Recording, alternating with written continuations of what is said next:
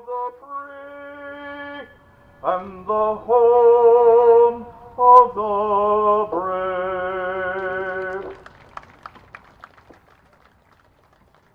At this time, Mr. Dave Lesko, the Chief of the Umpires for the state of Pennsylvania, will lead both teams in the American Legion Code of Sportsmanship.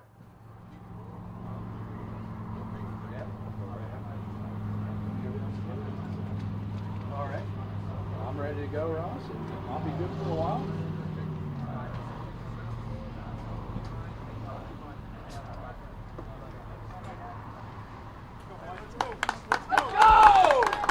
We have played for 4 days. It is now time to crown the champion of the 2023 Pennsylvania American Legion Baseball Tournament here on the Westmoreland Sports Network. It is a rematch of a terrific game from a couple of nights ago, as undefeated Quakertown, the Blue Jays, will go against Paxton post 7:30, with Quakertown having 2 chances to win 1 game for the title. Paxton would have to win 2 in a row to claim the state championship.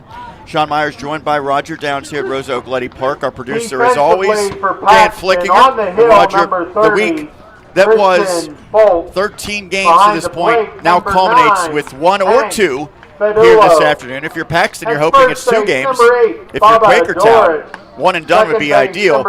But this is really, I think, a matchup that we could have anticipated a few days ago.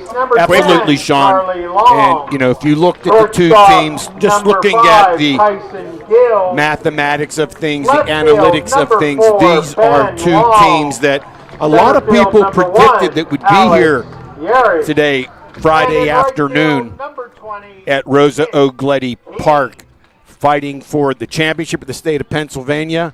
Both teams will be headed next week to Morgantown, West Virginia, for some regional Legion baseball, so that they're not quite completed their careers for Legion just yet, but it should be a great game. We welcome everyone for tuning in with us today on probably the hottest day of the tournament to date. It might be the hottest day of the year to date, Roger. Yeah, it is absolutely a scorcher here today. Stay hydrated, stay cool, enjoy the ball game. If you want to get in contact with us, a lot of folks know by now to click on the little envelope in the upper right-hand corner of your broadcast. It'll come straight to our producer, located in a secluded area of the press box, and he will get that information to us. But I think Sean said it very well. This should be a great ball game. Absolutely. And because of a coin toss, Paxton plays as the home team in this game, which means that it's the Blue Jays of Quakertown who will bat first. Let's take a look at their batting order. It begins with number 23, Danny Qualteria, the shortstop. Cole Reich follows him. He plays in right field and wears number 8. Batting third is maybe the most impressive hitter so far in this tournament, Ethan Bile. The first baseman wears number 11. Cleanup hitter is catcher Brandon Pierce, number 12. He's followed by number 3, Ty Everett, who is at third base. Peyton Myers in left, number 21 follows. And it's Caleb Everett, the pitcher, clad in number 44. Braden Schuler is playing in center field wearing 1. And Tommy Kozlowski, the second baseman, 27, rounds out the batting order for Quakertown. The Blue Jays, the Region 2 champions, are under the guidance of 19th year manager Bob Helm. Defensively for Paxton, on the hill, number 30, Christian Foltz. Hank Fadolo gets the start behind the plate today. Bubba Doris at first base. Corey Kalinowski at second base. Charlie Long at third. The shortstop is Tyson Gill. Ben Long in left field. Alex Jarvish in center. Nick Keene is the right fielder. First pitch strike as Qualteria showed bunt. Right at 1 o'clock, Sean. How about that? And if we do play another game, it is scheduled for about 4 o'clock, but it would also depend on when this game concludes. Right. Since it will be the same 2 teams. Danny Qualteria here. His favorite NCAA team is Roll Tide, Alabama. 0-2 pitch from the southpaw. And that misses. Foltz gets the starting nod, and he gave up 5 earned runs in 3 innings pitched in this tournament. So he's looking to have a bounce back performance here. Yeah, and should Quakertown get any base runners, as everyone can see, Foltz is a lefty on the mound, must be careful with that slick lefty move on the pickoff attempt to first base. That bends across, called strike 3 as he gets Qualteria looking to start this game. A good way to start the game for Foltz and Paxton. Right fielder, number 8, Cole. And I think of a tournament like this, a double elimination tournament, where these teams are now playing for the 5th consecutive day. And again, there's a possibility if Paxton wins, then they would play 2 games on this 5th day as that pitch misses to Reich. I think what really becomes important now, looking back, is how did these teams win on Monday and Tuesday? Right. Because what you do in terms of your pitching on Monday and Tuesday now is absolutely crucial here on Friday.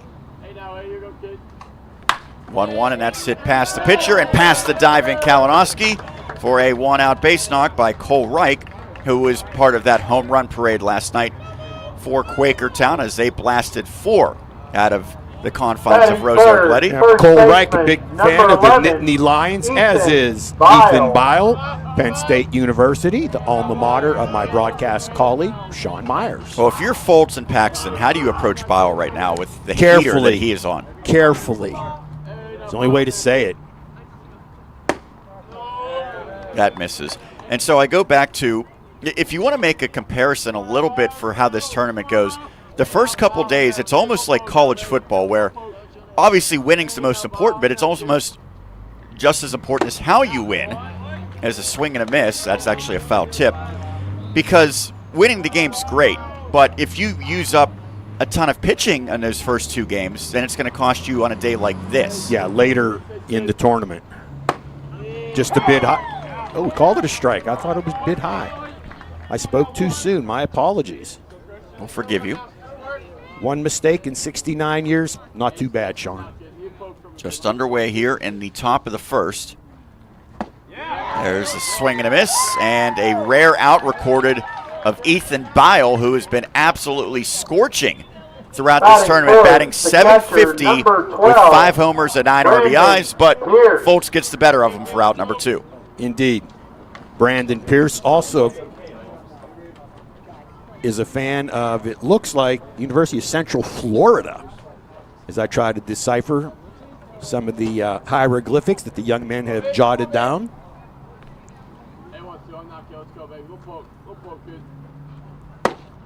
Foltz catches the inside corner. Prior to this tournament, Foltz was 3-0 pitching over 20 innings of work, 0.34 ERA. He had given up just 1 earned run. So his struggles early in the tournament, a little surprising as a check swing, but it is a foul tip, and I don't think that Pierce held the swing anyway, so the count goes 0-2. Indeed. There's a pretty big secondary lead from the runner Reich there, as we'll see. Well, as I mentioned earlier, Sean, you got to be careful with the lefty on the hill. Called strike 3 on the outside corner. Pierce can't believe it as Foltz strikes out the side. No runs, 1 hit, 1 left. We have played a half an inning. Quakertown nothing. Now Paxton coming to bat. Let's take a look at the batting order for Paxton post 7:30. On the hill, number 44. It begins with Nick Keene, the right fielder, who wears number 20. Alex Yerish then follows. He's clad at number 1 and playing in center field. Ben Long bats third. The left fielder wears number 4. Then it's Bubba Doris, the first baseman, who wears number 8. Tyson Gill, number 5, is playing at shortstop. Charlie Long is the third baseman, clad at number 10. Designated hitter, number 21, Cole Guidi follows. Corey Kalinowski, second baseman, number 3. And Hank Fadullo, the catcher, number 9, rounds out the batting order for Paxton post 7:30. They are the Region 4 champions, and John Mazzola is their manager. As the Blue Jays take the field, it will be number 44, Caleb Everett on the hill.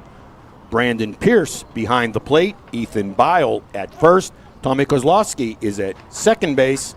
Ty Everett is at third base. Danny Qualteria is the shortstop. Peyton Myers in left. Braden Schuler in center. Cole Wright is the right fielder. These scholarships range from this is arguably the hottest time of day You typically hear between about noon and 4 For information, is the hottest time of any given summer day, and it feels it right now. So these young men are used to playing in a lot of heat, but this is a little bit more than typical, I would say. So we'll see how they adjust, but I think right now that's not at the forefront because both of these teams know what's on the line. They have played 4 days to get here, and now potentially one game away from a title for Quakertown or for Paxton, 2 consecutive wins away from claiming the Pennsylvania title. Yeah, absolutely, and you got to credit the fans and the parents of both of these respective squads for affording their kids an opportunity to, number one, play Legion baseball. And people talk about travel baseball. Well, these guys are traveling. They came from the eastern part of the state, the northern part of the state, wherever it happens to be. They're traveling, and the winner, as well as the loser today, is going to continue to travel down to Morgantown. So you know what? They're playing for their hometown teams, and they're getting some awfully good experience and game reps as well. Caleb Everett has not pitched in this tournament. Ty Everett did. Most of the pitching has been outstanding for Quakertown to this point. The defense became a little porous last night, but it didn't ultimately cost them. 5 errors, but they still prevailed 8-6 to eliminate Falls. First pitch from Everett is bounce foul. You didn't even notice you were on camera there, did you, Roger? I was on a soapbox, Sean. Yeah. I was rolling. Nick Keenan to the batter's box. Favorite team, Alabama. There's a good look at Caleb Everett. The righty delivers. Back up the middle. Should be routine for Qualteria. And he throws across to retire Keene for the first out. You always wonder if you get to this stage, 5 games in, what will the pitching look like for these squads? But so far, very early in this game, 2 pitchers that look like they're off to a good start. Certainly Foltz did his job at the 1-2-3 inning. Yeah, not only the pitching, but the fielding must be absolutely crisp on target today. I think for the Blue Jays, it's going to be paramount that they improve drastically from, what, about 16 hours ago? Oh, absolutely. Yes, 5 errors I believe they had last evening. Alex Jarish into the batter's box. He is a fan of the Ohio State University. Go Buckeyes. High bouncer. Everett will play it himself, and a no rush throws across. So Yarish is the second out. It is a 7-inning game. And again, the benefit for the Blue Jays, since they are undefeated, they've got potentially 2 cracks to win 1 game. They stayed undefeated in dramatic fashion on Wednesday with an 8-3 win over Paxton. And the final score is not indicative because it was 3-2 Paxton leading heading to the 7th, and then the Blue Jays put a 6 spot up on the board. Yeah, they imploded all around. Timeout called. Ben Long. His favorite team is Duke basketball. No longer with Coach K at the helm. No, Mike Krzyzewski has stepped down. That's down the pipe for a strike. Too long. Paxton located just outside of Harrisburg, playing in the Dauphin County League. About a 2.5-hour trek here to Latrobe. That finds the mark as well. Tell you what, so far in the first inning, both pitchers have been accurate, efficient.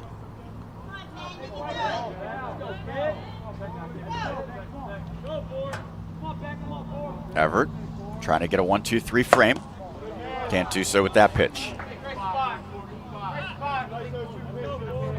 Quakertown coming by way of Bucks County.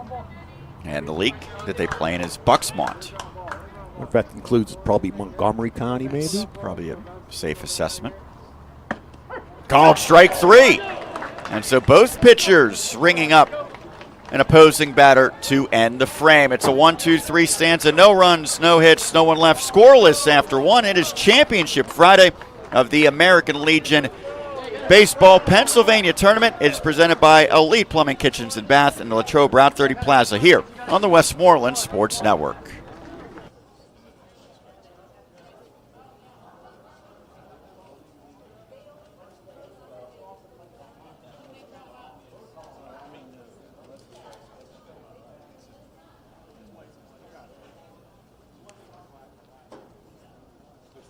Ladies and gentlemen, I'd like to take this time to once again recognize the efforts of those involved in putting this tournament together. This week has gone very smoothly considering all of the ups and downs we've had with the weather. The field is in fantastic condition. The concession stand has been busy and has continued to meet our needs. And the young people, the parents, who have volunteered their time. We appreciate their efforts. So let's give all the volunteers a round of applause.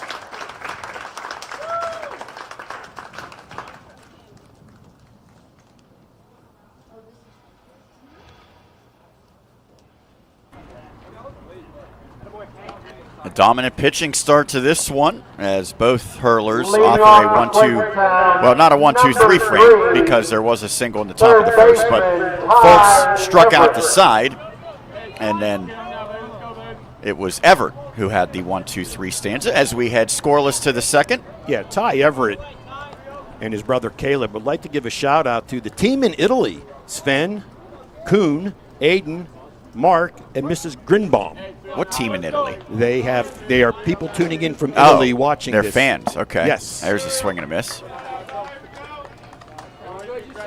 I don't know if there's some baseball team that I didn't know about playing in Italy right now. Well, worldwide is the Westmoreland Sports Network. This one's hit out of play. And so, yeah, if you're watching it anywhere in the world, you can be watching it live in whatever time zone, but you can also go back and watch it later if maybe it's not ideal time like we've seen over in Europe potentially for some of the later games. Yeah, although I would think Italy right now is probably evening, right?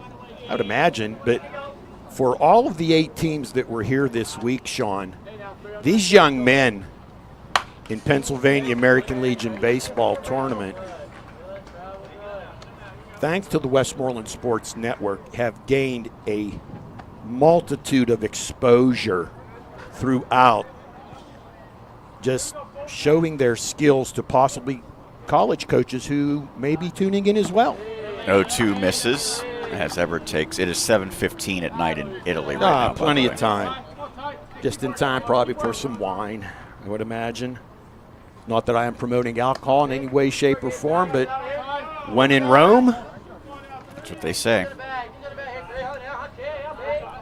Foltz has already struck out 3, looking for another one. Is a very deceptive curveball, does the southpaw Foltz.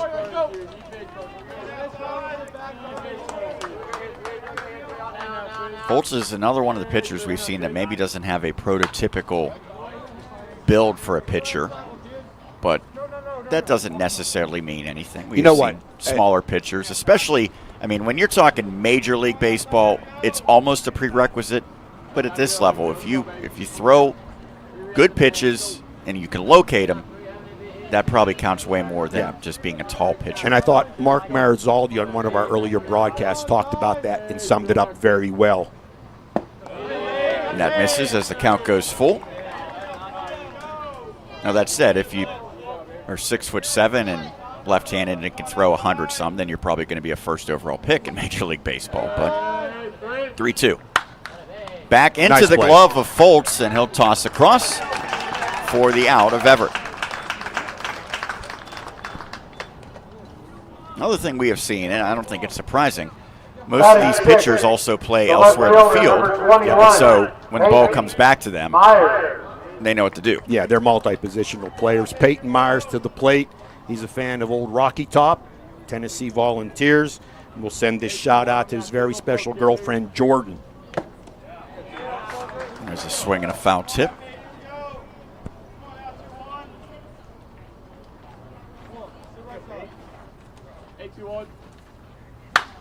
That is just blooped out to center, hit the edge of the infield, but out of the reach of Gill, so it'll work for the second base hit for the Blue Jays, as Peyton Myers is aboard with a 1-out single. Batting seventh, the pitcher, number 44. Seemed like that was off the end of the bat. Yes. And that brings the pitcher, Caleb Everett, to the plate. Caleb Everett, fan of Go Tigers, LSU. 167 batting average through 4 games. Was that your Ed Orgeron impression? More or less. Opportunity. Less. Yeah. Opportunity to get an early lead here for Quakertown. Hit out to center, relatively deep, but Yarish is underneath it, and he makes the catch. I like Yarish's approach on the fly ball, Sean. He immediately took 2 steps, 2 strides backwards, Center fielder, number got a 1. beat on it, positioned himself well under the ball, secured the catch. So what do you like about that in particular? Just all the mechanics, just not coming in right away. Sometimes outfielders in particular will come in, take 2 steps. Was the old attitude your first pitch was back? It should be. That being said, that's more of, a beginner type of thing, because, if you're a center fielder, if you don't immediately break in on a weekly hit blooper type of play, you have no chance. That is true. So to say that's more of a learning lesson for younger players, but when you get to this level, no one's saying for the first 7 bat, right, we can hit more. So basically, you have to do it well. And a lot of the defenders we have seen this week, and I mentioned it last night, under the lights they have performed very, very well. Short and short dogs. As he takes that for a strike to make it 3-1. Runner at first, 2 outs here in a scoreless top of the second. Here's a good look at Myers, the runner. And a strike makes the count full, which means Myers will be off on the pitch. Although, to your point, with Foltz the lefty, Myers doesn't want to leave too early. Ball 4, and now 2 on for Quakertown. First walk issued by Foltz. Going to bring up the number 9 hitter, Tommy Kozlowski. Batting 9. His favorite team's Eastern University, where he happens to attend as well. Well, for Kozlowski, obviously he wants to keep this inning going for multiple reasons, but if he can turn it over to Qualteria in the top of the order, that really then gives them a chance to try to put together a nice inning as the first pitch breaking ball in for a strike. Yeah, I think in this game in particular, it is very, very important to strike first. Get on the scoreboard, maybe with a crooked number, put the pressure on the other team. That misses.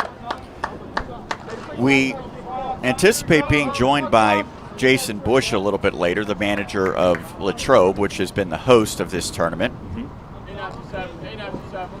He is the Region 7 director as well, and he has put in many, many, many hours to make this all possible as it counts 1 and 2. He certainly has, but I want to send a shout out to the Latrobe Dairy Area Teener League itself for affording the state of Pennsylvania to host the tournament right here. Popped up and out of play as it lands on the roof of our press box here.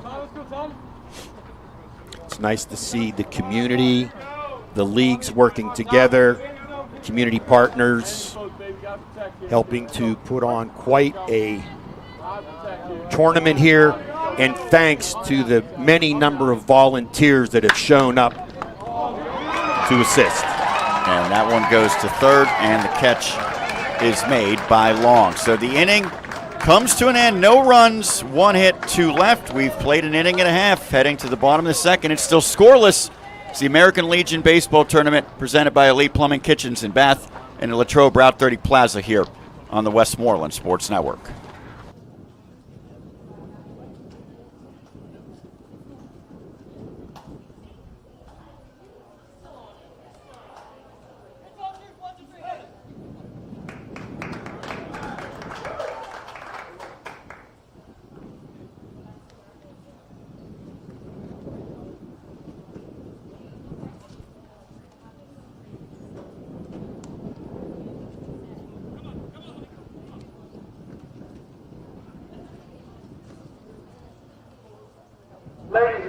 like to take this time to thank the Westmoreland Sports Network, Sean Myers and Roger Downs, as part of the announcing team, and Dan Plickinger, the producer. They have broadcast all the games, showcasing our players and making those archived videos, rebroadcasts available.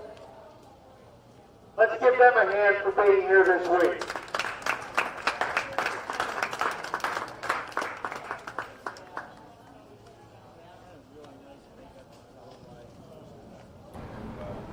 Scoreless as we head to the bottom of the second. We just got our props, Roger. A standing ovation from those in attendance. As we move to the bottom of the second inning, we've had a good time doing this, and we have.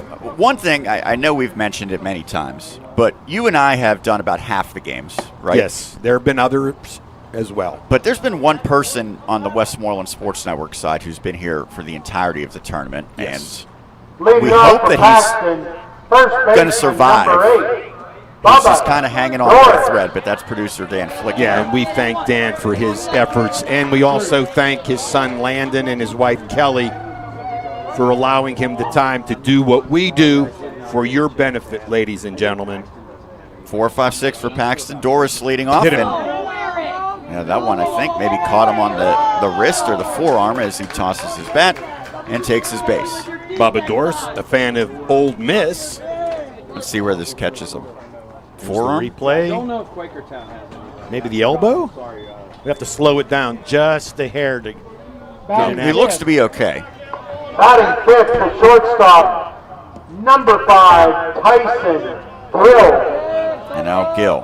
Tyson Gill, a fan of the Tar Heels, University of North Carolina. Strike, and then they try to back pick. Is it too early to play small ball? Hey, you want to get a run, jump out on top. Paxton being the home team, they want to strike first. We'll see if Gill tries to put one down here. Not doing this time, and it's now fouled off to make the count 0-2. Bunting many times can be considered a lost art, but I think if you have a team and you can get your speedy guys to learn how to do that properly, puts a great pressure on the defense because not many teams see the bunt anymore. That misses high.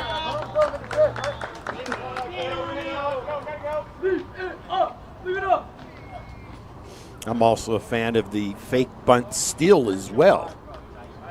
Distract the catcher, maybe get a free stolen base. Popped up foul. Everett's got a crack at it, and he makes the play. So Gill's retired for the first out here in the bottom of the second. Batting sixth, third baseman, number 10, Charlie Long. That brings Charlie Long to the plate. Charlie's also a fan of the Duke Blue Devils. We've seen his brother Ben Long already in this one. That pitch misses.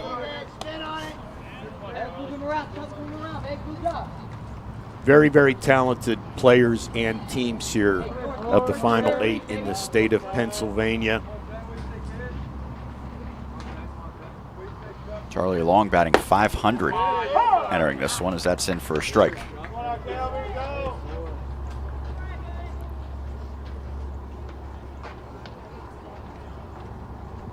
Well, it looks like the sun is kind of hiding right now, which is a good thing. Well, we've talked about people who've been here all week. As this one is lofted, and that's a fair ball down the right side. Here comes Reich up with it. He barehands it, throws it into second, but they didn't have anyone at the bag, and so it goes for a double. Doris goes to third. Paxton's now in business. Good hustle there by the right fielder Cole Reich. However, no one covering the bag at second. Number 21. Just a little bleeder, but perfectly placed. And now Cole Geedy steps to the plate. And the infield already coming in. Cole Geedy, fan of the Nittany Lions.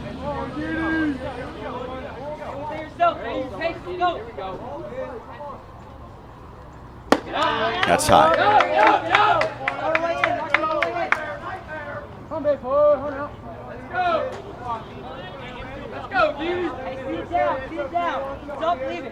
Two on, one out. Called strike.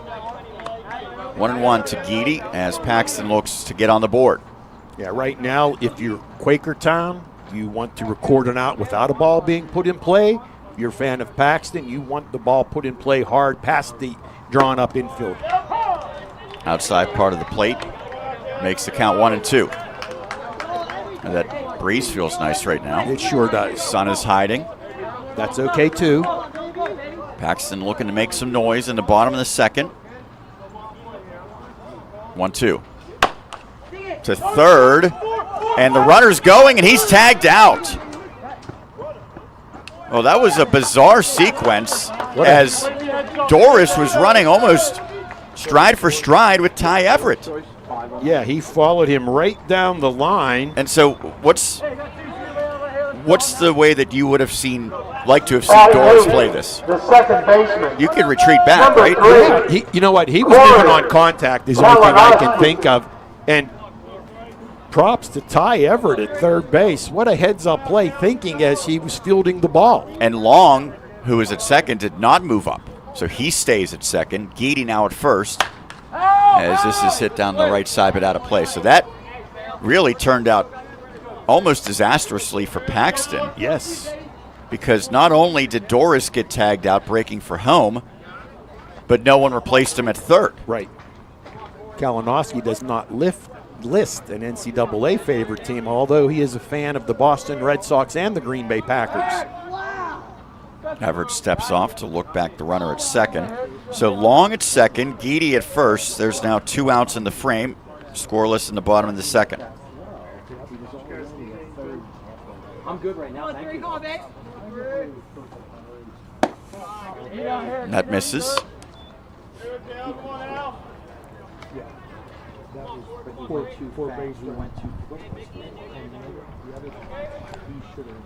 The count 1-1 as Everett sets. Hit to second and bounces off of Kalinowski, and he can't make the play. Everybody's safe, bases loaded. Well, he was closer to second base when that ball was hit. He got over there, but just could not field it cleanly. Number 9, Hank Fadulo. So the air extends the inning, loads the bases for the number 9 hitter. Hank Fadulo. Say hello to his parents, Jenny and Tony.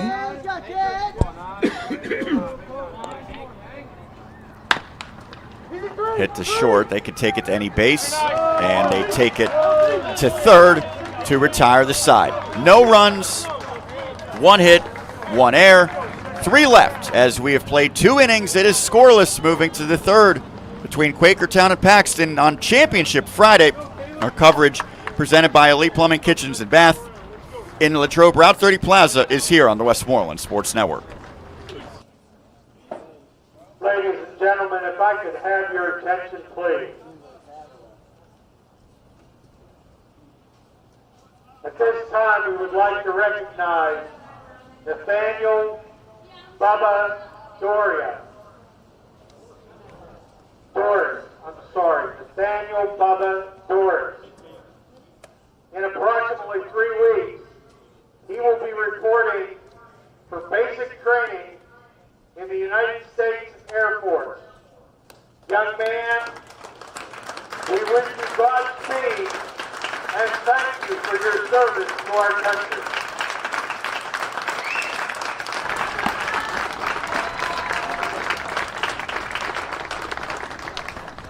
You hear the round of applause for Bubba Doris as public address announcer Stu Abaugh just announced, and I know we have mentioned it previously, that Bubba will be moving on to the Armed Forces in, what they said, 3 weeks?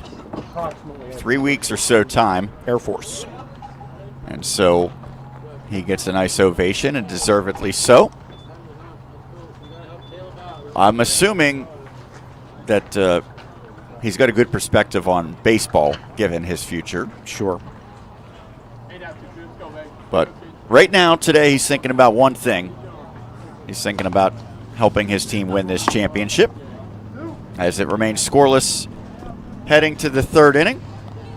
And by the way, as Jason Bush makes his way up here, we're going to welcome him in momentarily.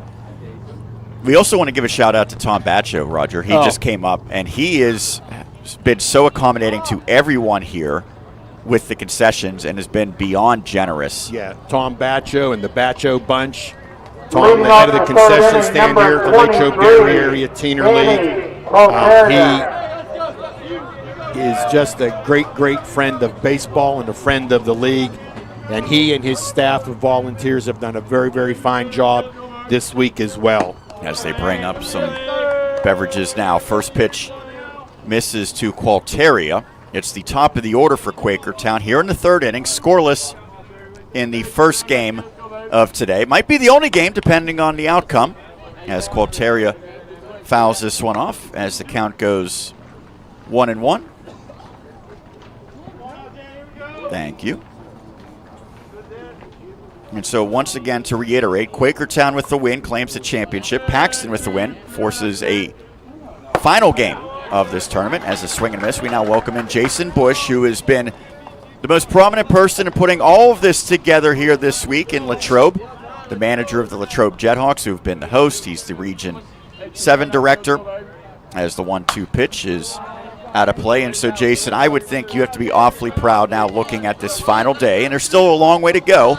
But everything so far, I would say, has been just about as good as possible. Yeah, it really has been. And you know, obviously, I know, and Stu's done a great job on the PA, thanking people from time to time. But, you know, all this couldn't have been done without the help of a lot of people. And, you know, I tell you what, I've been a part of this Teener League organization since 1994, and when that rain came down yesterday, if you would have told me we were going to play, I would have said you were absolutely now crazy. batting number 8. But you know, I think one of the reasons we were able to pull it off is because all the work we've done the last 4 or 5 days, having it in great condition, and the rain came, and then it went, and we got it ready, and I'm so thankful to all those volunteers to have helped us. And you know, these are two really good baseball teams that I'm watching. You know, they do all the little things well, and I don't think it's a coincidence that they're in the championship day here, because, you know, whether it's getting a bunt down or going from first to third on a single, you know, all the little things these two teams are doing. And, you know, yeah, I guess in a way, Sean, I feel like a little bit of a proud daddy today. Well, last night, as Reich is at the plate and he's got some real thunder in his bat, maybe trying to transition. We didn't have any thunder, but it was a downpour of rain. And so I know that there was a few different ideas being thrown around. One was potentially trying to move to the high school, but that requires a lot of work, even though it's not geographically far. The other option potentially was just to postpone it and then have the looming threat of having to play Saturday. So ultimately, it seemed like, if at all possible, getting the game in here last night was the best scenario, and fortunately that was able to work out. Why was that the route that ultimately you guys went? Well, yeah, like you said, I mean, I left when the rain really started coming down. I left and headed towards the high school, and you know, for what was looming over the field here, it was even worse over there. And the high school is an artificial surface for those unaware. It is an artificial surface, and I needed to make sure things like the fence were up and all that stuff. And, you know, I was over there, and the streets of Youngstown were flooding. And I got a call from one of the guys on the staff and said, hey, you know what, the sun's out now, and I'm not so sure we can't play here. And I said, you have to be kidding me, because I'm standing in an absolute monsoon right now. But, you know, just from a logistics standpoint, having the teams, they've been used to this field all week. They knew where they were coming. The fans knew what was going on. At all costs, we really wanted to play it here. And, you know, cost, I guess segueing to myself, which is probably not very good broadcasting, Sean, but, you know, cost was something that comes into it. You know, one of our biggest costs is, you know, housing the teams. Right. And if you had to get into another day, you know, it's potentially a couple $1,000s per team per day. And, you know, that's a lot of money. And, you know, we're up here selling all of our apple pies and our pickles and and everything, and we're working hard, and we had our signage for our major sponsors behind us, and we really wanted to be able to get this thing in and get it in here and keep the integrity of the tournament, which has been here the entire time. And we thought it was important to play here, and obviously the staff was able to get it done. This is fouled back by Bile. He has been, I think, the most impressive hitter so far of this tournament. So I know, again, that this is something that this whole week you and your crew and everyone here has been visible. But just to reiterate, how many months ago did this whole process start? Yeah, I can remember it was uh-oh. Did he do it again? Yes, he did. Bile unbelievably hits another home run as he continues his toward pace. That is his 6th long ball. It is 2-0. That was not cheap, folks. That ball was really well hit. Wow. But, going back to it, we're probably right around a full year that, we took, the championships were in Quakertown last year, and we had already kind of put the feelers out for a bid. Now batting, number 12. And so, those were basically ended, a year ago today. And then shortly after that, the folks from the state came out and they looked at Legion Keener, our home. They looked at the high school. We actually even went over to St. Vincent. We looked at our Teener League field, and they really thought that this was a great one-stop shopping situation with the press box and the lights and the concession stand. That's going to get down, I think. Now that's headed to the right center gap and gets to the fence. Yarish up with it. It'll stay as a long single as Quakertown's starting to tee off a little bit on Fultz. Was there anything now looking back on this week, and I know again that there's this game and potentially one more depending on the outcome, but now that we're nearing the end, is there anything that you look back on and say that kind of surprised me either positively or negatively how things turned out in that regard? One of the things that surprised me very happily is the way the field has held up. I mean, we've played 15 games here since Monday. And, this field gets a lot of play. You just did the Teener League Championship Series here not more than basically a week or 10 days ago.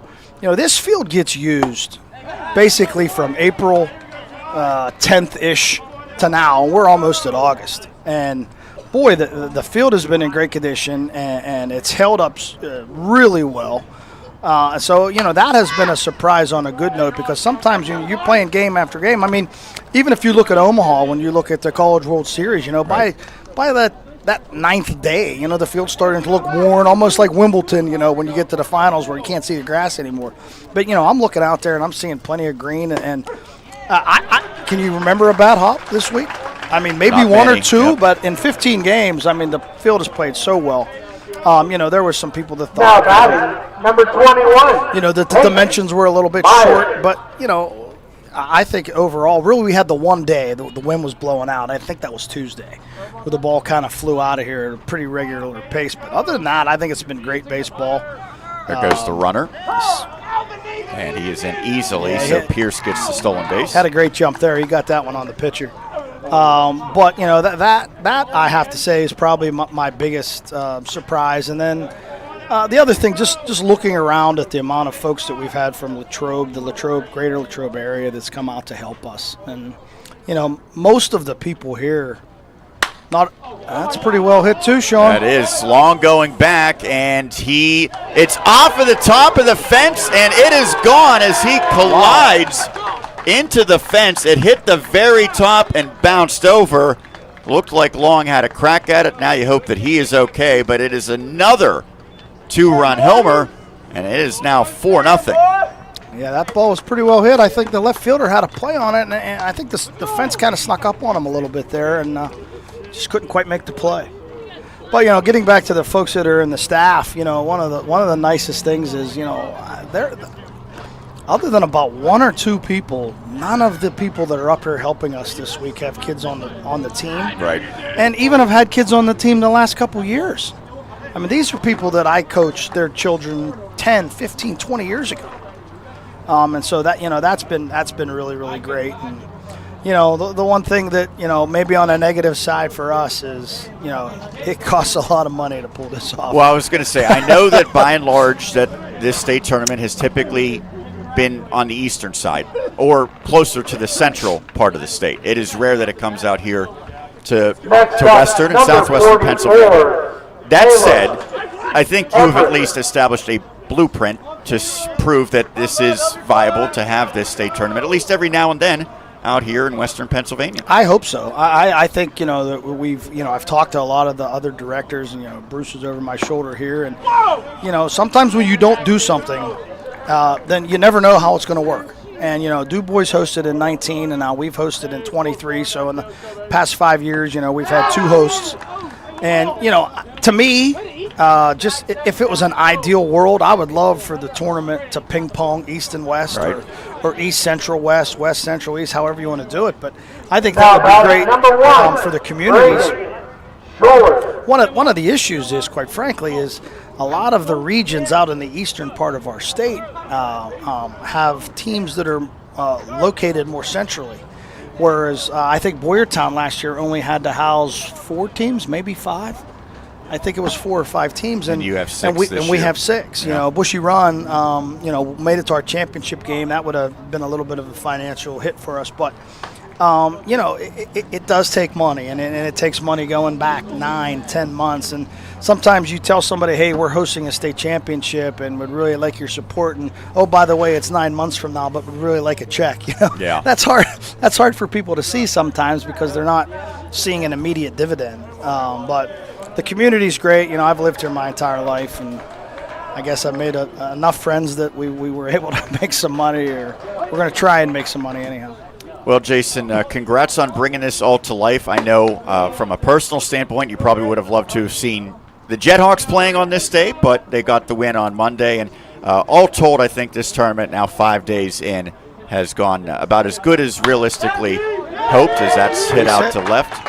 And so, again, we thank you for everything you've done for us here at the Westmoreland Sports Network, and I'm sure everyone who has been here or who has worked here or who has even tuned in this week appreciates all your hard work. I certainly appreciate that, and having you guys here has been such a professional situation, and for the folks to be able all over the place to be able to watch this stuff is just great. And I thank you with all my heart, and we're not only partners but we're friends, and I'm really appreciative of it, so thank you. I believe we have a balk called here as both runners advance. So now 4 runs already in the frame, and a chance for Quakertown to really put the dagger in. I know also whenever this does conclude, whether it's after this game or the next, there's going to be some nice festivities to recognize. Yeah, I'm looking forward to that. Well. The state has asked me to be part of that, and I'm grateful to do that. And there's a lot of deserving young men out there that deserve the recognition that they're going to get, and we look really forward to it. And these 2 teams, I also believe, are going to be a great representative for the state of Pennsylvania and American Legion baseball going down to Morgantown. I might even see if that is over the head of Long, and it will score 2 runs. A big turn heading back to first with a 2-run single is Kozlowski. The Blue Jays have batted around. It is 6-0. Yeah, that might spell the end for number 30, I think, maybe in this game. But like I said, these 2 teams are going to go to Morgantown, and they're going to represent our state really, really well. And I'm actually hoping to get down there maybe to watch a game. Now batting number 23. Well, Jason, we appreciate you doing this, and thanks again so much for everything that you've helped all throughout this week make possible. You got it. I'll turn it over to the better-looking Roger. That's Jason Bush, our good friend, and the man directly responsible for this tournament being held here in Latrobe. And Roger, I know you were keeping a book. You were writing down a lot of positive things for the Blue Jays when you stepped aside. Now, I'll say this. Quakertown fans have to be loving the fact that Jason Bush comes on and it results in at least 6 runs. They're going to be wanting him to broadcast every single inning. You know what? We may get a message to our producer, Dan, that say, hey, have Roger just keep the book, get Jason back on the broadcast. We're doing really, really well. And all the folks at Quakertown, we're going to get a hotel room for Jason Bush in Morgantown, West Virginia, and bring him down to the game. Maybe he is our good luck charm. Colteria, who started this inning by grounding out, now bats for the second time in the third inning. It is 6-0. Back to the pitcher. It looks like he's going to ground out again, and Foltz just tosses over to finally retire the side. But a 6 spot goes up on the board. A couple of 2-run homers and a 2-run single. Add it all up, and the Blue Jays now have a 6-0 lead heading to the bottom of the third. We'll continue our coverage of the Pennsylvania American Legion Baseball Tournament. It's presented by Elite Plumbing, Kitchens, and Bath in the Latrobe Route 30 Plaza. It's right here on the Westmoreland Sports Network.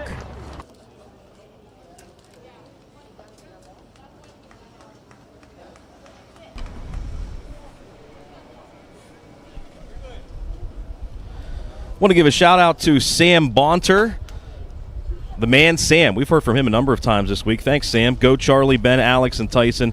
Hit some swamp donkeys. There you go. Thank you very much, Sam, for that email. And, I also want to echo what Sean said, what Roger said, just thanking everybody here. First and foremost, Jason Bush. Jason contacted me, although we keep in touch, certainly even in the off season, if you will.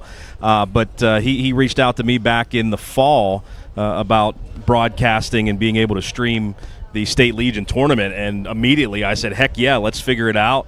And we did that. He talked to the state, and we were able to work it out where we would be able to stream every single game. And I know it seems like a long time ago, but the planning has to start about a year in advance.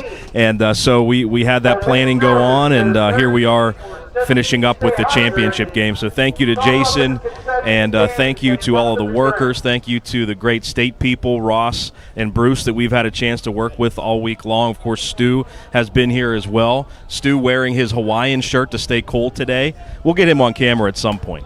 But just thank you to everybody, and certainly our announcers, Roger, Sean, Mark, and Jack as well. You guys done a great job. Well, an offensive fireworks show in the top half of the frame. Now we'll see if Paxton can get a response and try to maybe chip away a little bit, as they have the top of the order, much like Quakertown did to begin the third. First pitch, swing and a miss from Nick Keene. Yeah, this bottom of inning number 3 is going to be key. What is the response from the Paxton Ball Club? There's the man, Stu. Very stylish today. That is smoked by Keene. That might be gone if it stays fair. It does. It's a home run. Well, Jason mentioned the one day that the ball was flying out here, and it looks like today, even though I don't detect much wind at all, maybe just how good these hitters are, the ball's flying out again. We've got another homer. Well, Sean, if you take a look at the flagpole in right field, the flag is barely moving. Well, Keene was able to dig that one out and just keep it fair as Yerish now steps in. Yerish has had a great tournament. How about the fact that Bio homered again? Yeah, he definitely dialed in. 6 home runs, not even 5 games complete. And I think the one home run, maybe from Peyton Myers, I thought I detected his bat cracking as he struck the ball. That means it traveled quite a ways.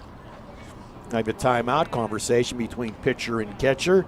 And again, we thank everyone for tuning in to Pennsylvania American Legion Baseball Tournament live right here on the Westmoreland Sports Network at Rosa-Oglietti Park.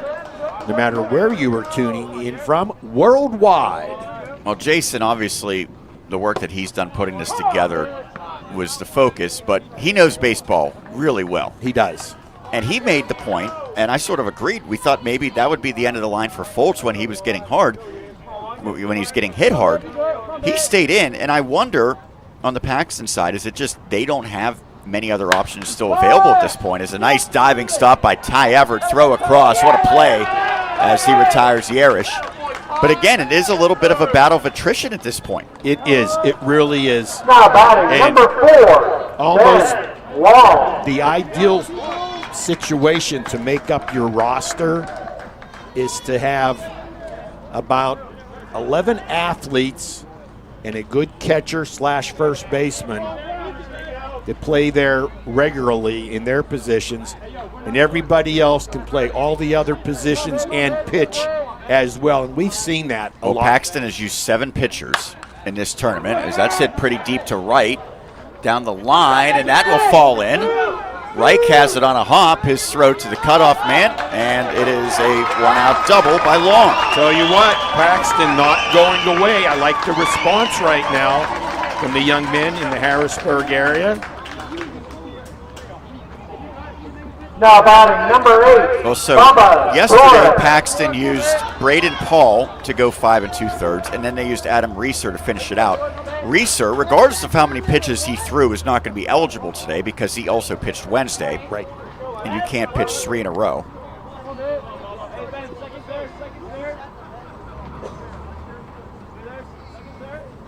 Doris at the plate. Takes that for a strike. Well, they've already gotten 1 run back. Paxton would like to get another 1 or 2 or 3 this inning. Indeed, just, claw your way back into it. Run here, 2 runs there, maybe a home run with runners on base for Paxton. Doris goes fishing as the count's 0-2.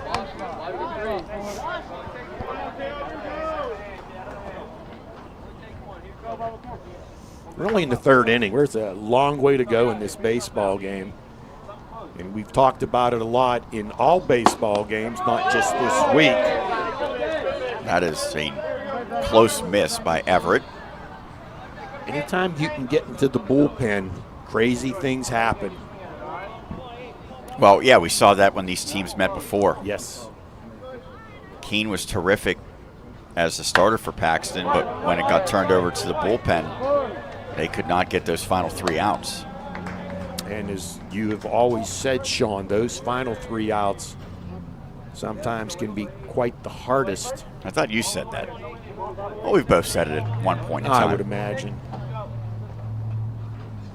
That's hit through the right side, quickly out to the right fielder, Reich. And his throw actually goes over the cutoff man, but no advancement. Now runners at the corners as Doris comes up with a 2-strike hit. 3 hits in the inning now for Paxton. Well, now you really think you have to get Long home for sure. Yes. And ideally, you'd like to get Doris to come around and score and make it a 6-3 game. Now batting number 5, Tyson Gill. So now Gill steps in. He popped up in his first AB.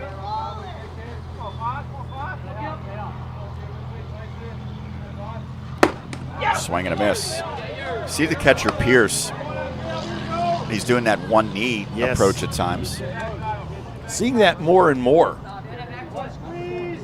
I wonder if you use that enough over the course of years, if that preserves. Oh, that hits the batter, and now the base is loaded.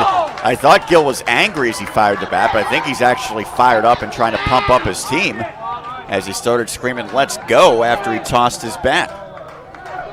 Might be a good time to have a timeout and have a talk with young Caleb Everett. Look at his reaction here if we see it. So he's going to chuck his bat, and now he's saying, "Let's go," to his teammates. Well, corners are up at 1st and 3rd. Middle infielders set at double play depth. Opportunistic time for Paxton. Fouled off. Well, they have the right guy at the plate. Long, who doubled earlier, entered today batting .500 in the tournament. 6 for 12. That's pretty good. He's now 7 for 13. He would love to be 8 for 14. Takes that for a strike, and now he's in an 0-2 hole.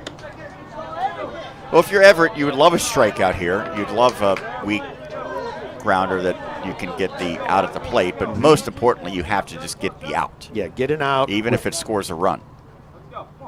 Can trade a run here for an out, I would think. Long pause. Here comes the 0-2. Inside. That was not that far from actually clipping Long, it appeared.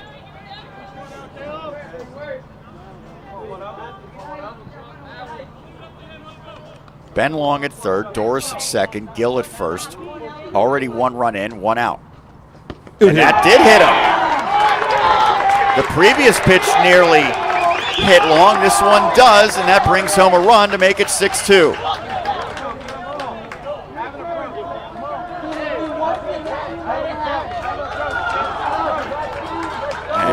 Now batting number 21, we get a timeout Cole for the Blue Jays. We'll see if they make a change here, or if they just want to try to settle down Caleb Everett. There's only 1 out in the inning, Sean. I saw no one in the Blue Jay bullpen warming up.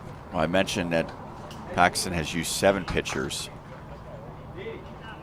It has been 6 who have thrown for Quakertown. Do you recall, Roger, Pellegrini in that complete game effort on Monday, how many pitches he threw? I believe we have that. Bruce is going to check on that right now. If he exhausted his eligibility, so he threw 105 in that effort, yes. So he is not eligible for the entire tournament after that. He was outstanding, I know. Peyton Myers went 5 scoreless on Tuesday, and that was 5 innings because the game ended via the run rule. There's a swing and a miss from Guidi. Cole Guidi, if you recall, in the second inning, hit that chopper to the third baseman, Everett. Oh, he hits another chopper. This one might work for him. And everybody's safe. First baseman, Bio, got pulled off, but that was just perfect placement. No error. It is a infield single, and it is a 6-3 game.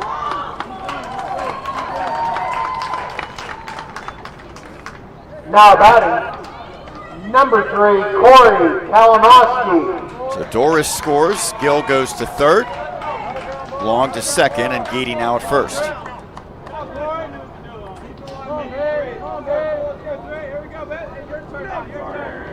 Kalinowski. First pitch ball. Reach base via an error in inning number 2. Well, this is already now a successful response for Paxton. Oh, yeah, they've cut the lead in half. It's great. Yeah, but they can't just settle for 3 at this point with the bases loaded. And now the count 2-0. Certainly had to think that both Foltz on the Paxton side and now Everett for Quakertown could be on borrowed time. Yes. There's a strike. But again, you go back to how many viable pitching options do they have, and they probably need to keep someone in case it does go. Yeah, both teams game. need to be wary of a game 2. I think that hit the glove. It is catcher's interference, and so it will bring home another run. That's a good call. Well, the evidence was the glove flying off. I think we could pick it up on our crowd mic as well. If Pierce's glove was not sitting about 5 feet away from home plate, I'm not sure that call's made. Oh, it's such a late swing from Now batting Kalinowski. number 9, Hank Fedolo. I believe that goes E2. Is that correct?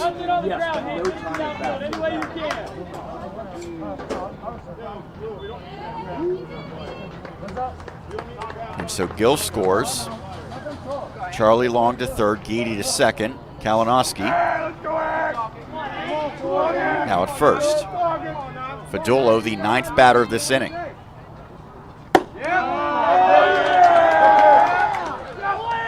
Ball 1.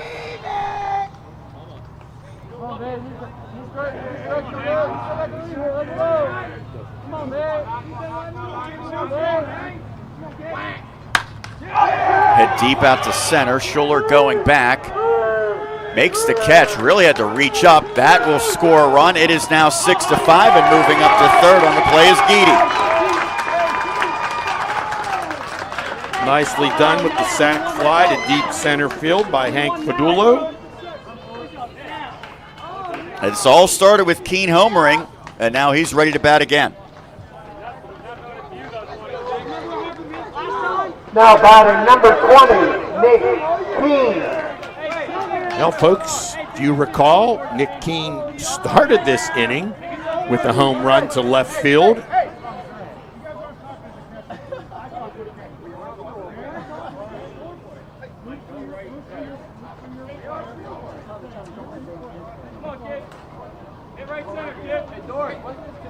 The umpire giving, I believe, some semblance of a warning to Paxton there.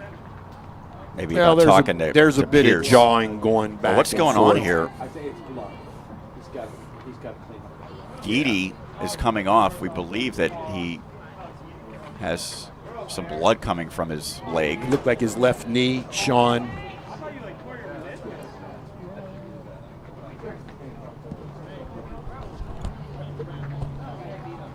So when he's ready to go, he will return to third. Kalinowski's at first. There's 2 outs. And Keene, who homered to begin this bottom of the third, is at the plate trying to tie it or give his team, incredibly, the lead back, or the lead period. They have not led in this one.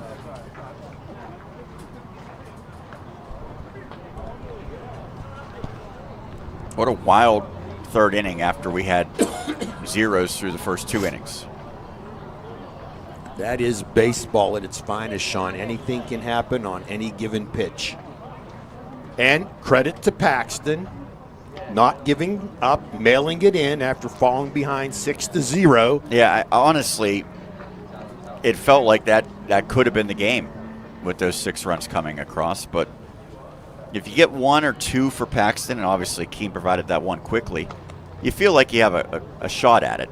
Now, they should feel very confident that they can win this game. Indeed, they should. And I think this game will be determined by the bullpen of each team, as I think which could certainly be a patchwork effort. And the young men on the mound right now, respectively, I'm sure they're trying to eat some innings for their team as well, and they want to be, efficient. Well, Guidi's good to go.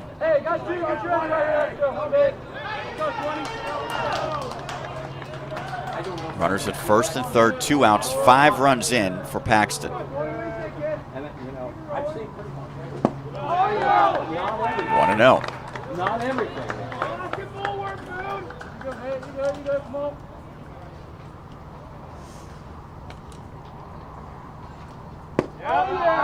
2-0.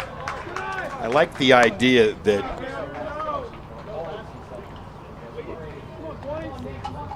the runner at first, Kalinowski's not trying to steal. They don't want to take the bat out of Keene's hands. No, the pitcher might take the bat out of his hands instead. It is now 3-0, and there's not a whole lot of reason to believe that they're going to groove one over the plate to Keene. Alex Jarish on deck.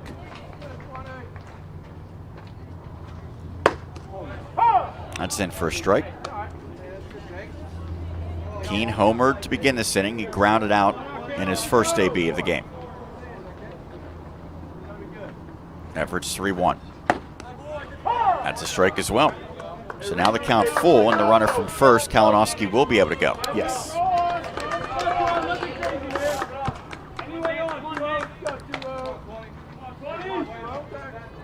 Here's the payoff. Hit to second. They'll have to go to first because the runner was off. And that play is made by Kozlowski, but 5 runs come across. Both teams bat around in the third inning. We head to the fourth. Looks like it could be a wild one here. 6-5. Quakertown over Paxton. Championship Friday of the American Legion Pennsylvania tournament is presented by Elite Plumbing, Kitchens, and Baths in the Latrobe Route 30 Plaza on WSN.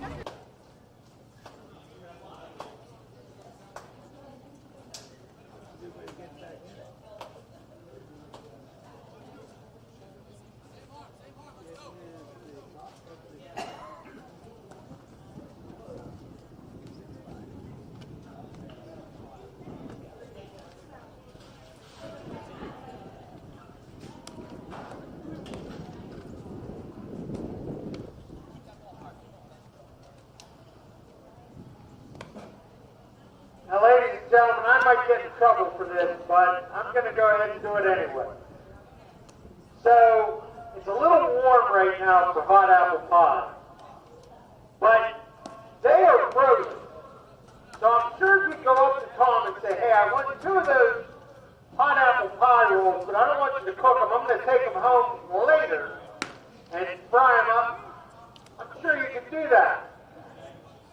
So tonight after you eat your dinner, you'll have a very nice dessert. Go up and see Tom and get a couple of those hot apple pie rolls.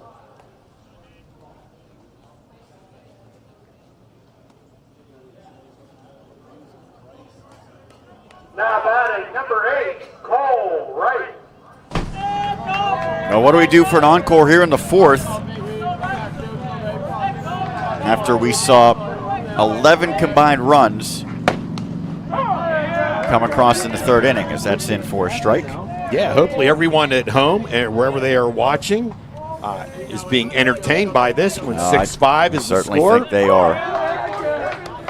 And so Reich at the plate, the count 0-2 to him. A lot of anxious moments in central PA as well as eastern Pennsylvania. Now 1-2. Quakertown sent 10 to the plate last inning. Qualteria actually made 2 outs in the inning.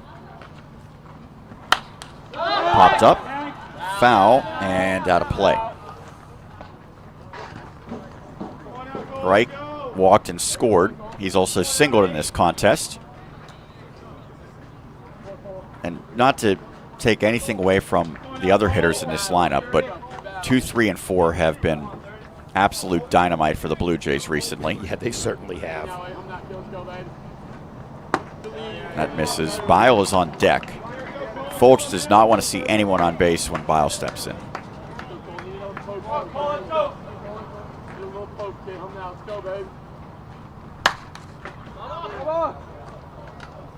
We'll give chase, but it just clears the fence.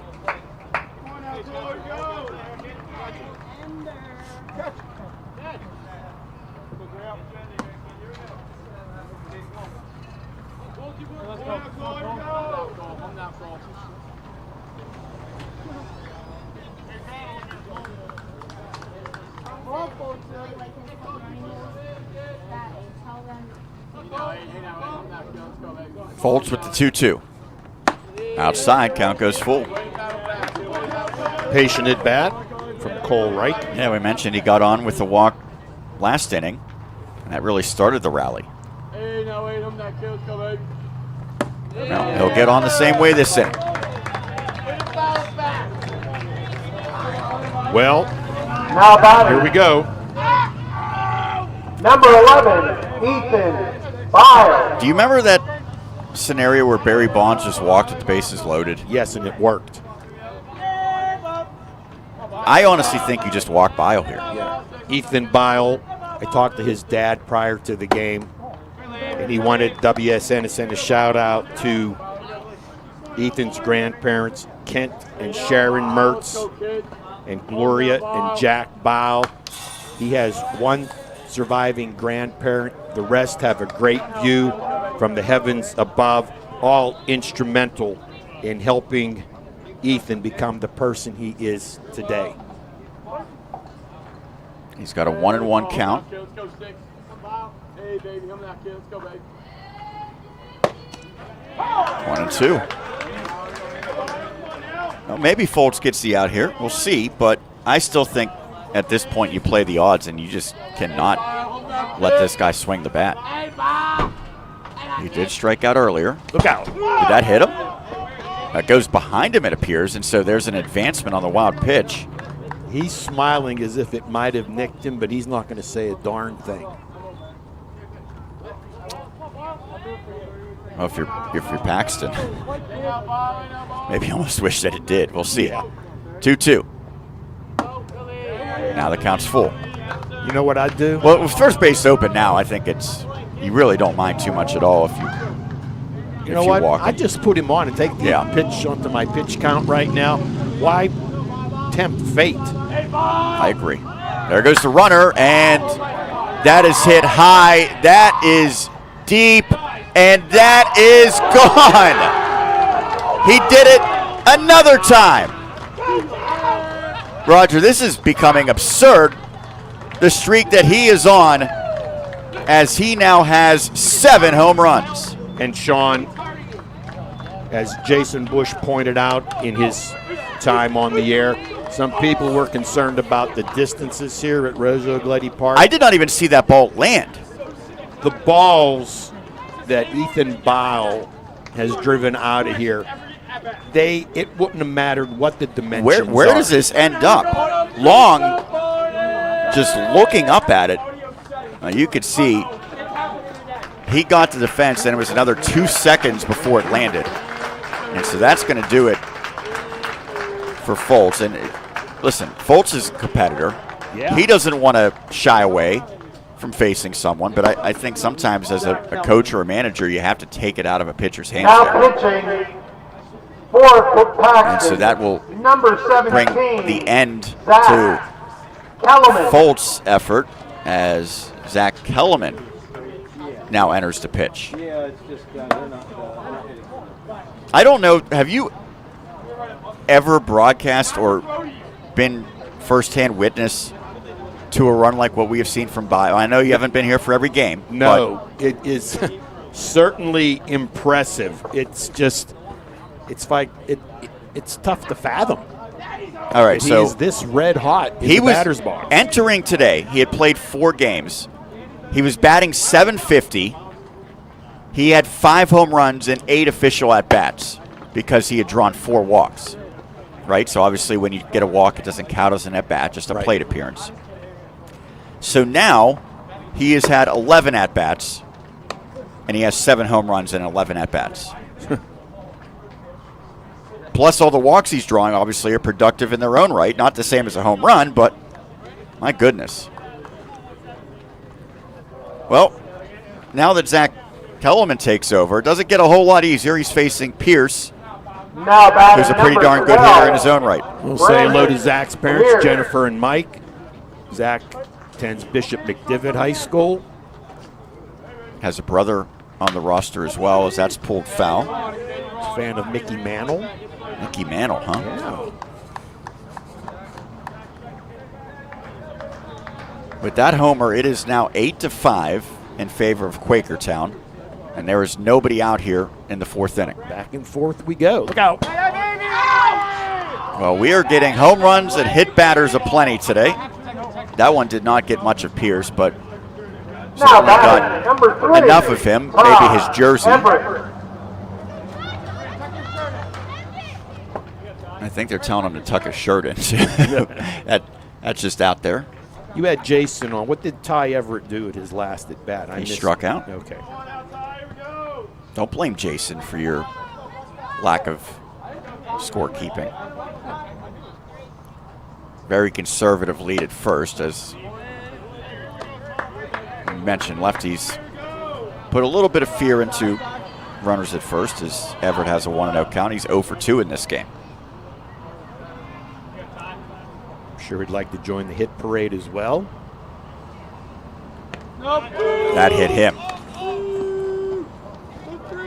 Well, this is, for better or worse, an unforgettable game at this point. We've had back-to-back hit batters Now batting number on each 21, side. Yes. Peyton Myers. Well, if you're a betting man, Roger, put money on either Peyton Myers being hit by a pitch or hitting a home run, because those seem to be 2 common outcomes here today. Well, we've had a lot of that. And a quick conversation between catcher and pitcher. And again, you get to Friday, realistically, you don't have your best pitchers usually available. That's just how it works when you have to play 4 games in 4 days to get here, and when you have obviously the limitations with the pitch count. And so just to quickly recap, if you throw 30 or fewer, you can come back and pitch the next day. However, no one is allowed to pitch 3 consecutive days, no matter how many pitches. If you go above 80 pitches, you're done for the entire tournament, even if it was on Monday.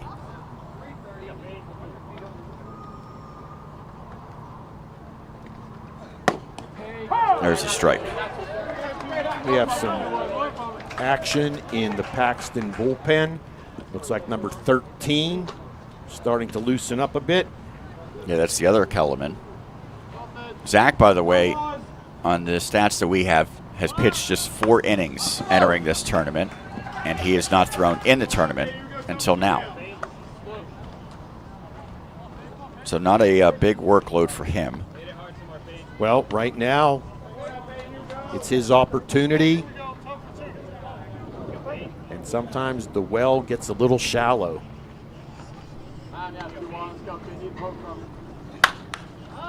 That's popped up. Third baseman Long in foul territory makes the catch for the first out. I still cannot get over what Bile has done. It is. It's mind-boggling. Next up, number 44, Caleb Everett. It's mind-boggling for a couple of reasons. First and foremost, because of his unbelievable power surge. But at what point did the opposition just not give him that chance? And I'm sure that the good folks at Quakertown hope this surge continues into next week in Morgantown. Oh, yeah. As now they're going to throw to third and not in time. It was a delayed steal. The ball got back to the pitcher, but Pierce able to advance, and Everett stays put at first, so now there's runners at the corners. So I believe that goes as a steal, right? Yep, it is a stolen base for Pierce. We'll see what Everett does now. The other Everett. That's a hit. As that will bloop out to left off of the bat of Caleb Everett as he scores Pierce and moves Ty Everett into second, tack on another run. It is now 9-5. Just going back to finish my point. So I have seen Quakertown 4 consecutive days. You had them on Monday. I did not see them. But in the 4 days that I've seen them, Bile has not been intentionally walked. Not a single time. Well, you want to compete, but yet sometimes, and sometimes situation dictates that, right? I mean, but I don't know what else he could possibly show at this point. As the count's 2-0 to Schuler. Quakertown batted around last inning. They might have a chance to do it again here. Sean, in the first game against Greater Pittston, I have Ethan Bile strikeout, hit by pitch, walk, and scored. That was game 1. But that was a traditional walk, correct? Another hit by, I believe so, yes. Was that a hit by pitch? Or ball 4? Yep, that was ball 4. Same difference as Schuler makes his way down. Bases loaded yet again. And we have a timeout. You have to wonder if maybe they're going to make a quick change here. Kellerman's just not able to locate. He's hit 2 batters and now walked another. But again, it's tough because he has not really pitched much this season based on the numbers we've received.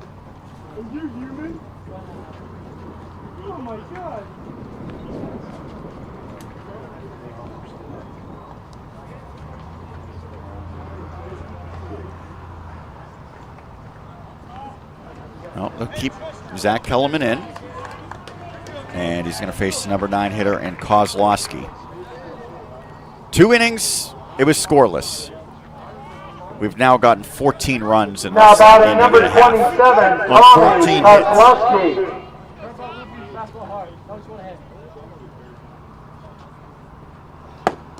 Ball 1.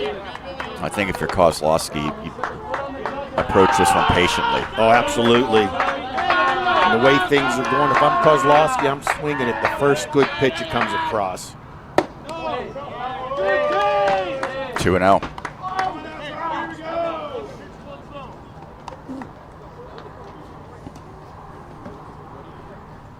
Bases packed full of Blue Jays. They've already scored 3 in this inning. Ball 3. I would think this is a take, yes. You might get 2 takes in a row even. Mm-hmm. certainly 3-0. Yeah, prove to us you can throw strikes. There is a strike. So now Kozlowski with the count 3-1. Bases packed. The corner infielder playing in. Zach Kellerman, the southpaw, who came on in relief of Foltz this inning, delivers a 3-1. Ball 4, not close. Bases loaded walk.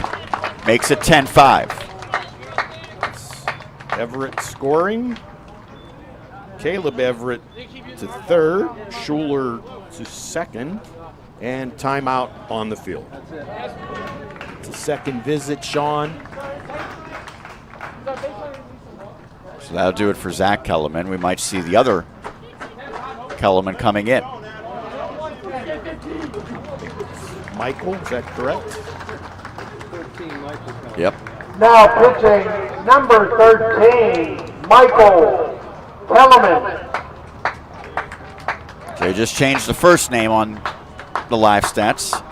And so now Qualteria, who surprisingly is 0 for 3 in this contest, now comes to the plate with the bases loaded and 1 out. His team now up 10-5. Well, Qualteria has impressed me with his glove at the shortstop position as well as his arm strength. I no doubt he's a good one. Feels maybe a little left out right now. He is the only player on the Blue Jays who has not reached base in this contest. Guys, we want to say hi to Kathy. She emails in. So proud of these Paxton boys. Shout out to Ben and Charlie Long. Thank you, Kathy. Of course, if anyone else would like to do what Kathy just did, you can click on the little envelope, top right-hand corner of the screen. If you're watching on our website, if you're watching on one of our social media pages, you can send an email to info@westmorelandsports.com. Michael Kellerman is a 2022 graduate of Bishop McDivitt High School. He attends Penn State Berks campus. His future plans, quite diverse in a way, but wanting to give back to people, either medical school or law enforcement. Well, much like his brother Zach, Michael Kellerman has thrown just 4 innings entering today, 150 ERA.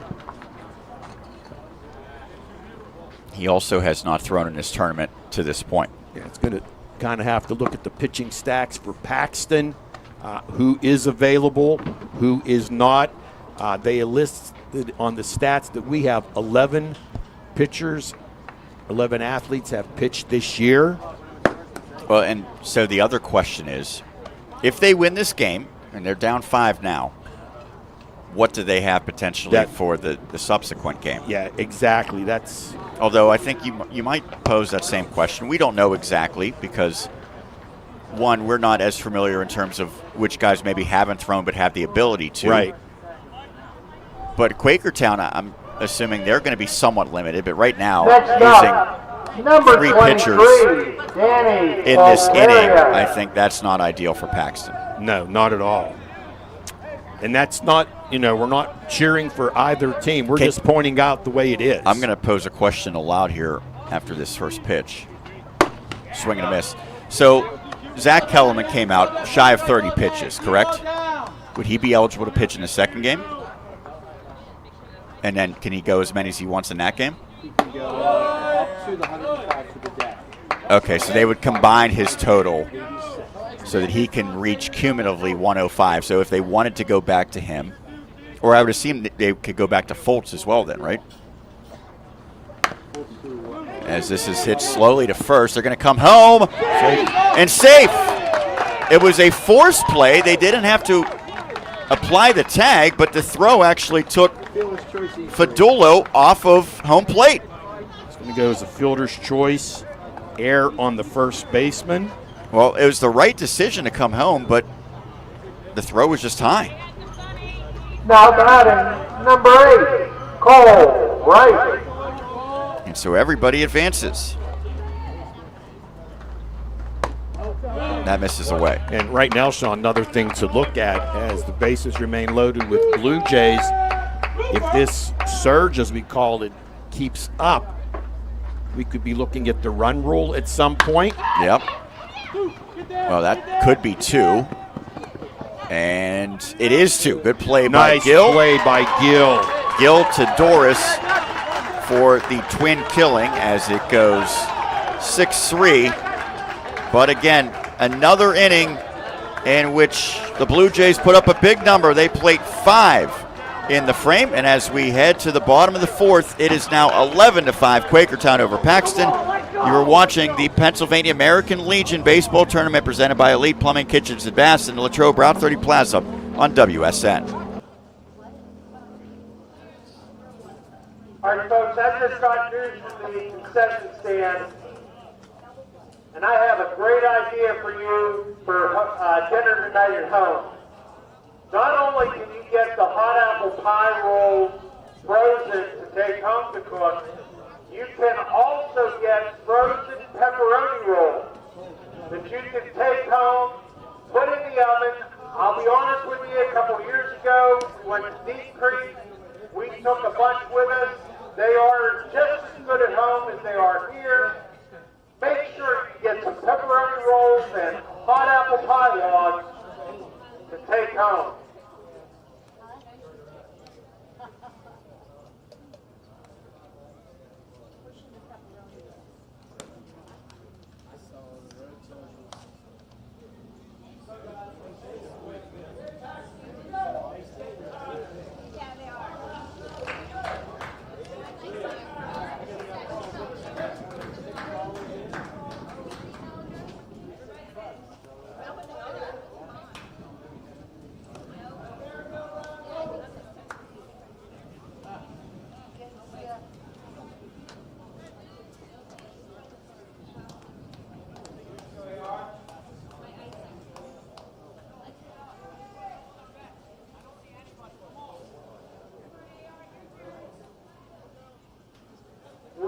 For Paxton, number 1, Alex Yerrick. 2-3-4 for Paxton. They've already shown one response. They were down 6-0 last inning, scored 5 times to make it a 1-run game. Guess what? We have a hit batter as Yerish takes his base. Well, that next up, number 4, hit by pitch, walks, and home run are the recipe of the day.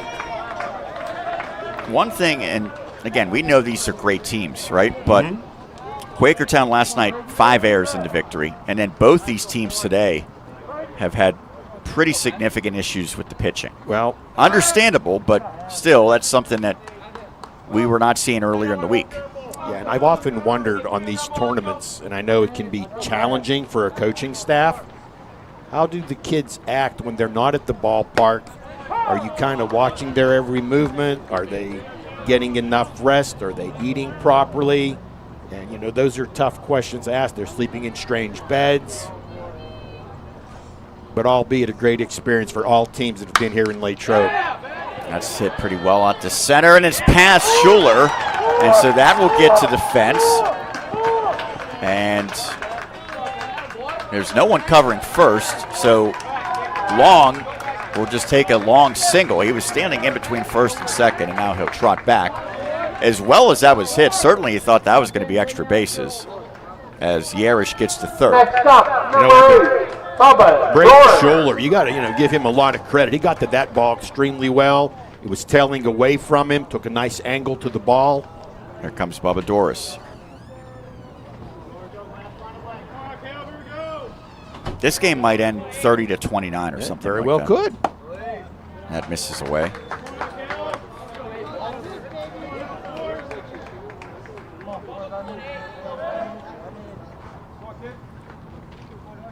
Doris hit by pitch, singled and scored. Oh, good pitch there. Just a close miss. We are told, by the way, Roger, that if you throw 45 or more pitches in the first game, you could not come back and pitch in the second game. That's hit through. That'll score a run. Myers up with it, but Doris with an RBI single as he makes it 11-6. Round and round we go. Now batting number 5, Tyson Gill. Long moves up 90 feet on that. He's at second. Yeah, Tyson Gill to the batter's box. Ended the top of this inning with a very nice double play, fielded the ball, stepped on the bag, strong throw the first. Well done.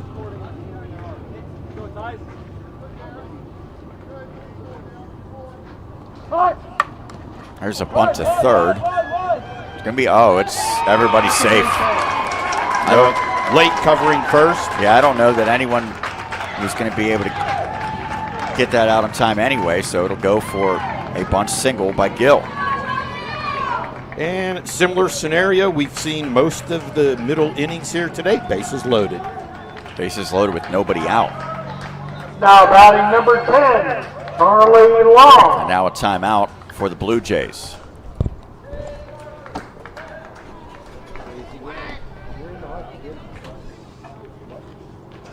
Roger, while you're down there, can you go for me too? Yeah. Thank you. Thank you very much. I appreciate it, sir. And so Quakertown talking things over. Now no lead. Truly feels safe in this one at this point.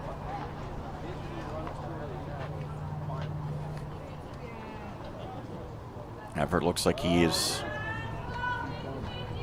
maybe going to give way. And so there's a pitching change. And it looks like Qualteri is going to take over. With this pitching change, we'll step aside. You're watching the Pennsylvania American Legion Baseball Tournament presented by Elite Plumbing Kitchens and Baths in the Latrobe Route 30 Plaza. It's here on the Westmoreland Sports Network.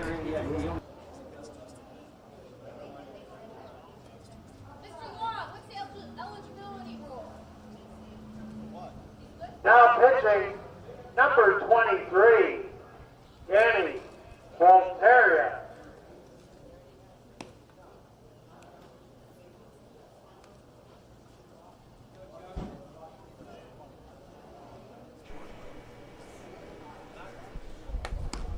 A couple of emails while we have a moment. Tyler Schroy emails in and says, "Go Zach Kellerman, yay, my king." Message from Q-Town, a message from Q-Town Legion alum. Let's go Blue Jays and Danny Q. Bring home the state title to Q-Town. Thank you very much. Shout out to Braden Paul. That is from the Colonial Park Fire Company. Thanks, guys. And Tom and Terry Stoller email in. Tyson Gill, we're so proud of you and your teammates for going this far in the American Legion State Tournament. Continued good luck in this game. Love, Gma, and Pop Pop. There you go. Thank you guys for emailing.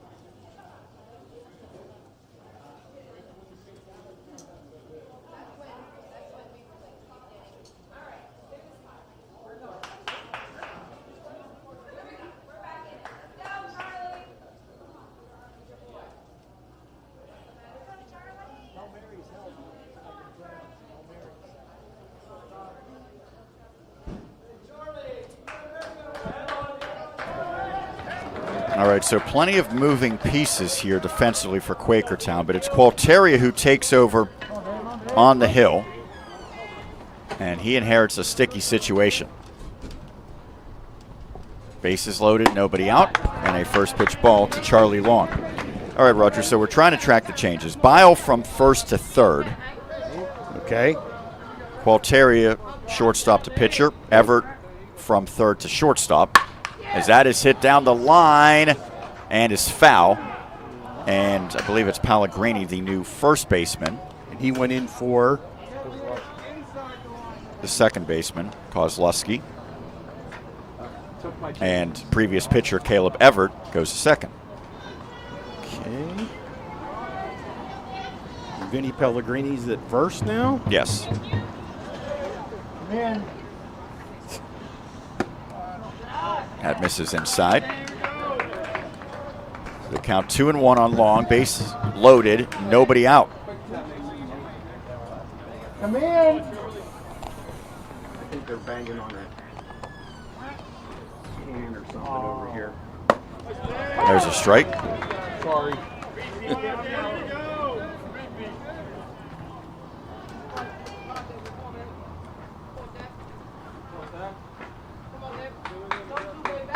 Gualtieri is 2-2 and fouled off. Long has reached in both of his plate appearances, including a double in the second inning.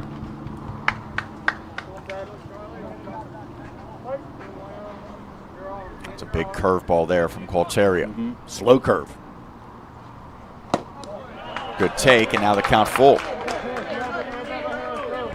That's why it's so tough to come in with the bases loaded. You have no room for error. No time to kind of ease your way in. Nope. Gaedy's on deck. The pitch. Hit to short. Could be two. They underhand it to second, and they do get the double play. The run scores, but that's a big defensive conversion for the Blue Jays. There's now 2 outs, and it is 11-7. I thought the underhand flip might prevent them from turning it, but no, it did not. Next up, number 21, Cole Gaedy. So 2 outs for 1 run. They'll make that trade-off. And moving up to third is Doris. That's hit to second. Everett. How about the job that Gualtieri does? He allows 1 inherited runner to score, but he gets 3 big outs as 2 come across in the frame. We have played 4. It is 11-7 Quakertown over Paxton as we continue our coverage of the Pennsylvania American Legion Baseball Tournament presented by Elite Plumbing, Kitchens, and Baths and the Latrobe Route 30 Plaza on the Westmoreland Sports Network. All right, emails are rolling in. Want to say hi to Grayson. Chucky, you suck. Okay, there we go. Mitchell Corbett says, Adam Reeser had one heck of a performance yesterday. Hoorah. Thanks, Mitch. Appreciate that email. Go, Zach. We love you so much. That's from Christina Kellerman. And finally, Roberta Graham Yarish says, so proud of these Paxton players, especially my grandson, Alexander Yarish.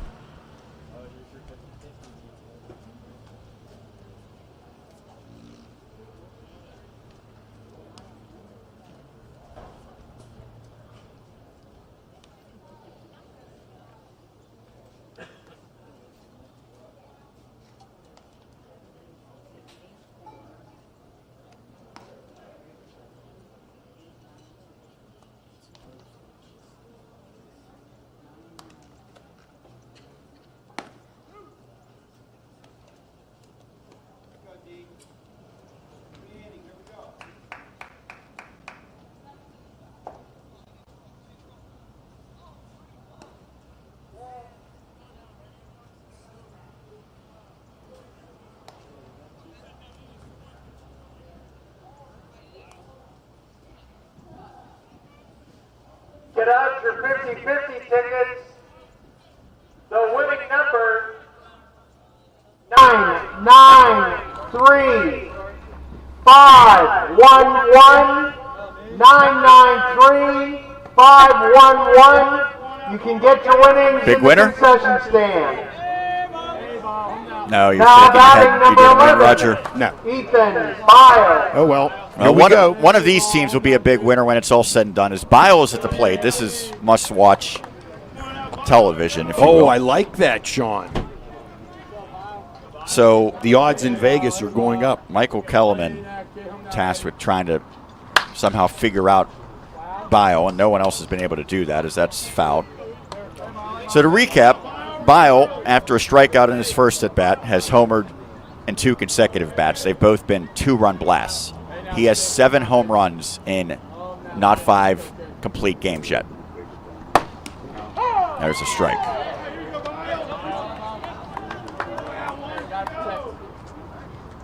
You give the pitchers credit. They want to go after him. Yep. On the outside part of the plate, we're going to go now. Well, that's quite outside. If you're Bile, do you take offense to this? You know what? It's hard to say. If he does, hey, I'm getting on base for my team. We'll let somebody else do some damage. 2-2. He hits that well. Are you kidding me? That is deep, and it will stay in the yard on the warning track as Keene makes the catch for a long first out. To me, that's the first time I've seen him hit the ball to right field this entire tournament. Well, he hit it to the warning track. Number 12, Brandon Pierce. Probably about 5 feet shy. So Bile the first out. You think Kellerman held his breath for a split second when the ball left the bat there? I think everyone did. As that's fouled off by Pierce. We're going to see, I believe, Pellegrini batting in the 9 spot now. Yes. For Quakertown.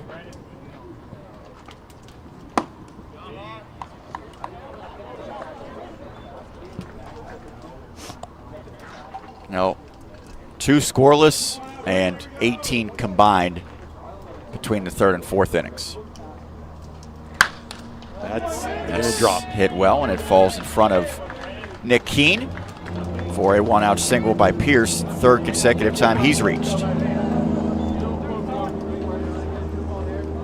That brings Ty Everett to the plate. Now batting number 3. Well, if you're Quakertown, you're up 4 runs. You obviously want to keep the offense going, but at least based on how that last inning ended, you feel like maybe you found the guy in Colteria who can shut things down on the other side. Absolutely, I'm sure that's what they're hoping for. Because, I mean, he came in and could not have done a better job. Got a double play and then a ground out in short order. Through strikes, through to contact, defense came through for him and the team. End of inning.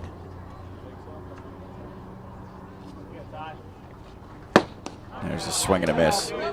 You do wonder what the plan is for the next game.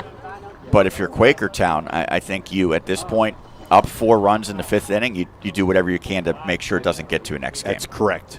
Even if that means throwing your best remaining pitcher. That one missed by a little bit as it gets to the backstop.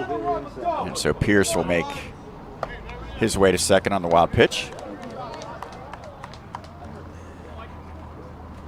Well, you see that if you're Ty Everett. What do you have no idea what's coming here now. Well, could be a lot of perspiration on that right hand as well of the pitcher, as well as the baseball. That is a hot one, and now they're going to talk things over. That's what that last pitch, Bob Euchre, former broadcaster, would have a lot of fun with that one. He does not broadcast anymore? I don't know. I know he was with the Brewers. Yeah. I don't think that he... And he's done some movies as well as a broadcaster. That is correct, yes. I don't think he does like every game, but I think he still does some broadcasting. 2-1. That misses.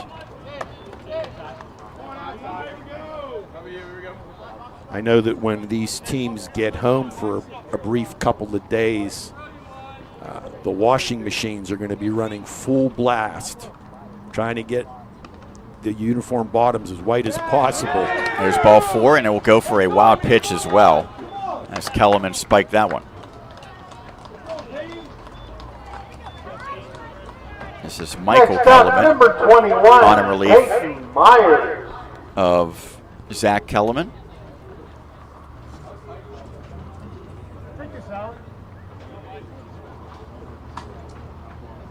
Peyton Myers has a home run to his credit today.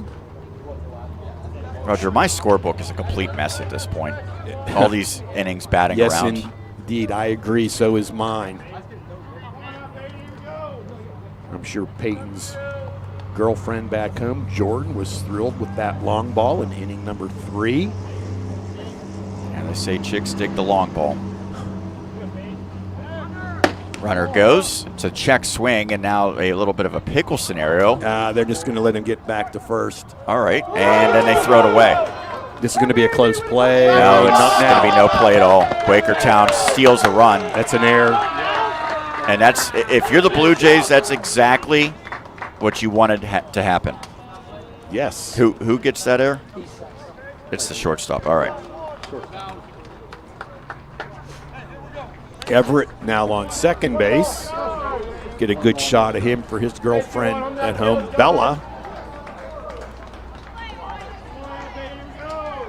Roger, you're going to be on like a Hollywood Insider show before long with all this. Well, I thank the young men for filling out their biographical information.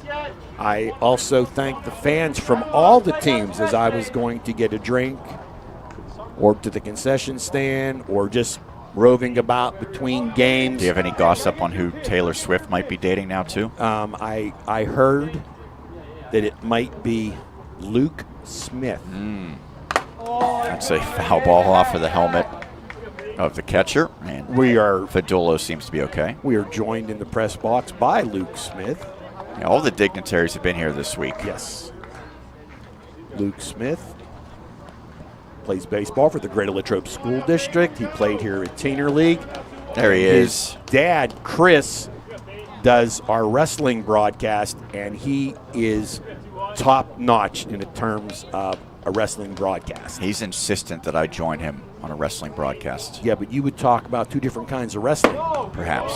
There's a check swing, and Myers did not offer at it, so he's got the count 3-1. Maybe if you get on a wrestling broadcast, you can coordinate schedules with your good friend Elias from the WWE. By the way, I know we haven't mentioned too much outside of baseball, obviously, this week. As here comes the 3-1, and there's another walk. But if you are interested in maybe following Westmoreland Sports Network beyond the conclusion of this tournament, we do it all. Yep. High school and college football, high school and college basketball, high school and college wrestling, high school and college baseball, softball, soccer, lacrosse, we've got it all. Yep. Seton Hill University is the nearby college we cover, Division II level, and then more than a dozen local high schools. Is that breaking balls in? Also, of course, we're doing American Legion. We've done Junior American Legion. We've done Teener League. So from about, 13 to 23 age range we cover more or less here on WSN. Another ball. Yes, we do, and we know that there are family members who cannot always be in attendance, particularly at the college level. So it's just a great to be able to send a little bit of our talent home to their house, and they get to watch their kids. That's fouled off. Is 1-1 correct for the count? That's what I have. Okay. So that's how we solve problems, Roger. All combine our teamwork, mental Sean. prowess. It's a great skill to have in life. Communication, verbal communication, and teamwork. Bounce foul. Last call for the concession stand. Last call for the concession stand. The words that Tom Batcher thought would never come this week. Well, you know what?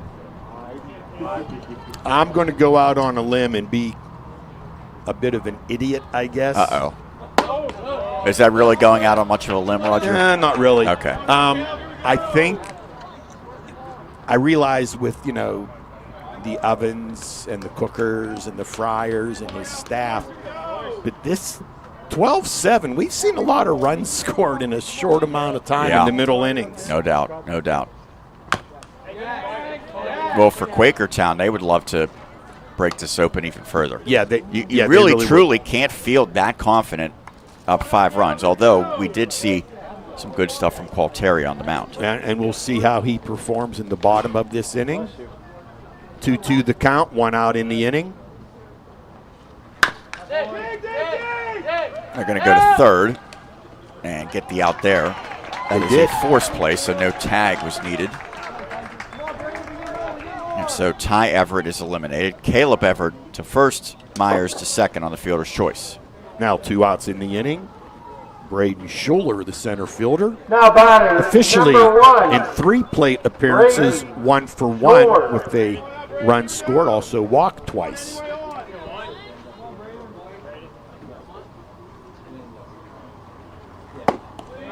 Takes that for a strike. Believe Pellegrini's on deck. I can't see right now. He is. Yep, he's out there. He's a character, and I mean that in the best way possible. That's a strike. It's 0-2. Michael Kellerman trying to limit to a single run in this inning. Bit of a breeze hitting the press box now, thank goodness. It feels like almost every at-bat is drawn out right now. Yeah. Very, very few are ending on first, second, third pitch.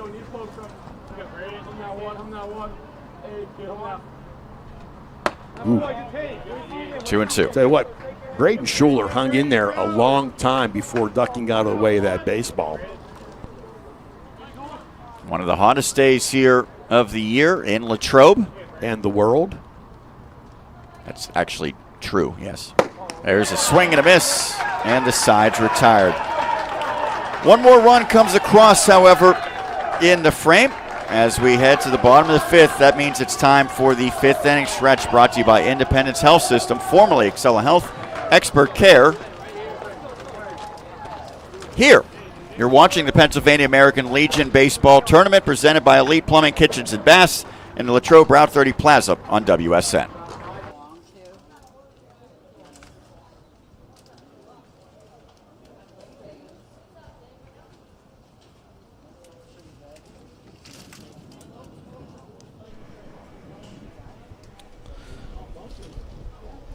A few more emails to get to. Former Blue Jay Ethan Bonds is my hero.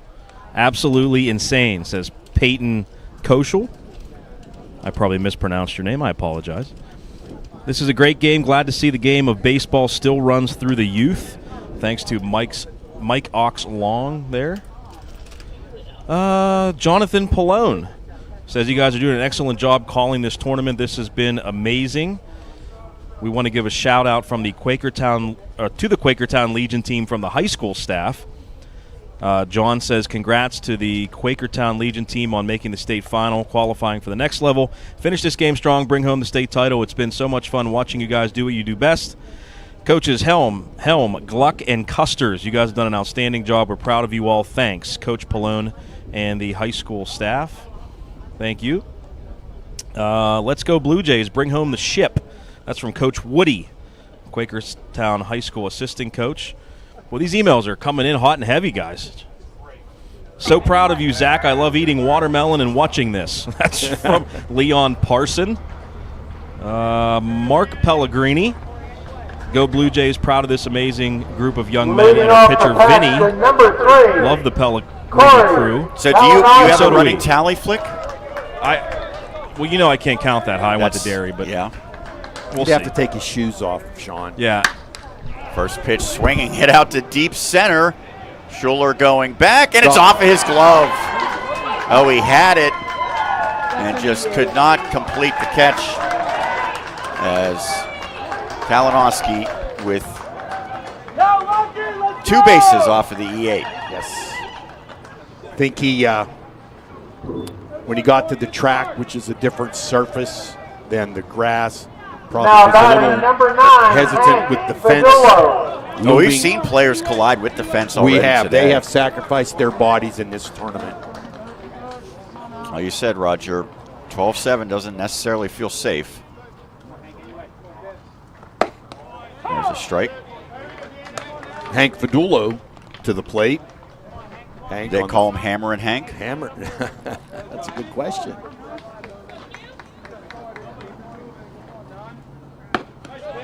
It's a good pitch by Qualteria as he gets ahead 0-2.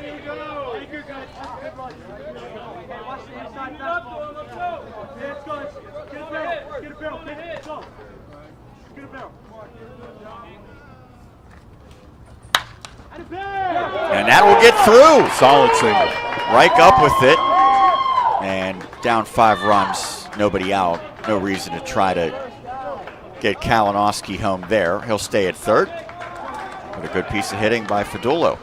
Next up, number 20, Nick Keene. Top of the order.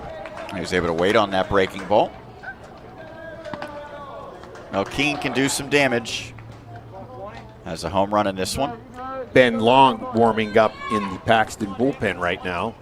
There goes the runner. And Keene legitimately just walked out of the box there, making sure that that runner, Fidula, got the second uncontested. That was kind of strange. And now a play at the plate. Not in time. And a wild pitch allows Kalinowski to score, and Fidula gets the third. Here we go again. That ball caroms towards us here off of the netting. Yes. Look how high, that is crazy that it went that high. And the right call at the plate. Alex Yarish on deck. Now the count 2-1 on Keene, batting with a runner at third, nobody out, and a runner already across.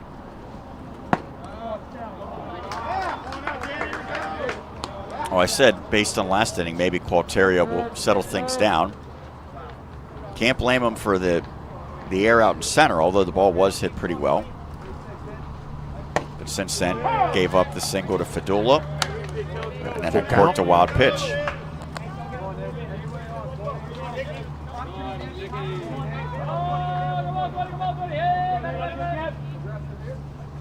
Big swing and a miss, and the breaking ball gets the punch out of Keene. Next up, number 1, Alex Yarish. First strikeout for Quaterria. It's a 4-run game. Yarish to the plate. He was one of the many who've been hit by pitch in this contest. Yes. That's the backstop at this time. No break to the plate by Fidula. Now the third base umpire yelling into the Paxton dugout. Well, what has been transpiring here, Sean, it's a little disheartening to me. I realize all the young men on the field are competitors, but right now the Paxton team is verbally, seriously harassing the catcher of the Blue Jays.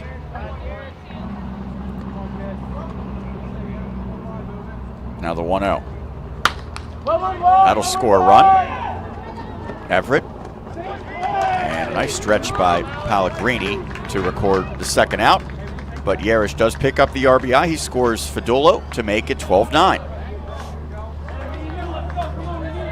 That'll bring up Ben Long. With a pretty good afternoon today. Number 4, Ben Long. Yeah, a couple of hits, couple of runs scored. It's 12-9. Paxton continues to, what would you say, linger around? Scratching, fighting, and clawing to remain in this game and force a game 2 today. There's a swing and a miss. I like the competitiveness of all the teams that have been here this week, but this game has just been a roller coaster ride for everyone. You have a favorite roller coaster at Kennywood? Or Idlewild, I suppose. Do they have roller coasters there? Yeah, they have one. Okay. In my youth, I loved riding roller coasters. Not so much now. Yeah. That misses away. Yeah, if you're unfamiliar with Western Pennsylvania, we're not far from Pittsburgh, and Kennywood is a major attraction in Pittsburgh. There's a strike. Steelers have practice today as well. Yeah, they'll be a little perspiring out there. They'll honestly have to be careful with that. Yes. I think they do like the heat acclimation a little bit at the beginning of training camp. 2-2, 2 outs, and Long stays alive. Yeah, nice hang there by Ben Long. It's been a long time since we've seen a 0 go up on the board. Last time it happened was the bottom of the second. And after that, it's been touchdown and field goals. Some safeties mixed in. That's hit Out to center, Schuler going back, and again he can't make it, and now he collides with the fence, quickly pops up, and uncorks a strong throw. That's a double. He's having a rough go of it that make time. Make sure he's okay out there. He quickly popped up, but man, twice this inning. I believe he lost maybe his glasses when he collided with the fence.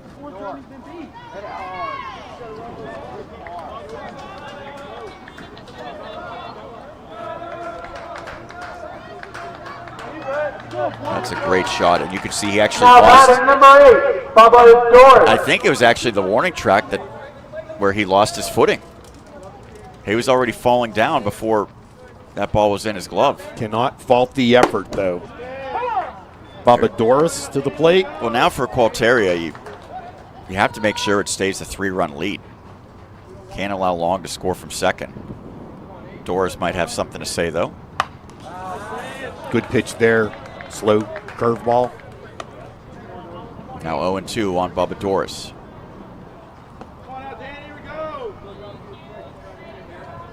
If Quakertown goes 45 pitchers or more, he could not pitch in a final game if it comes to that. 0-2. They appeal. No swing.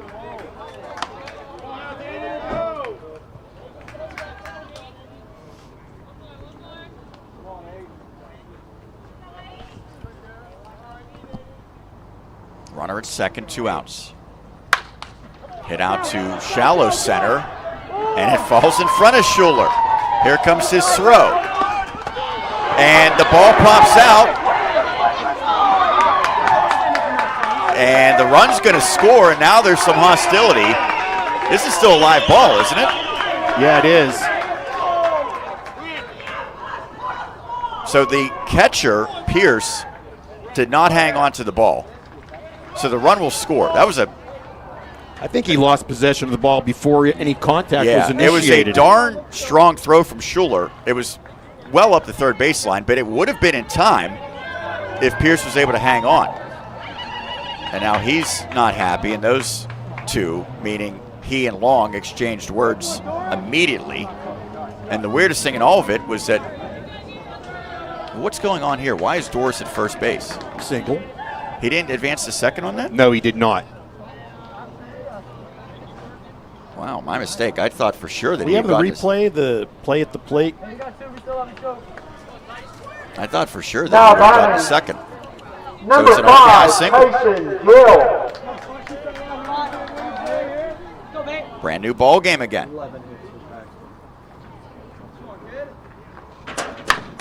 And that's going to get past Pellegrini out to right.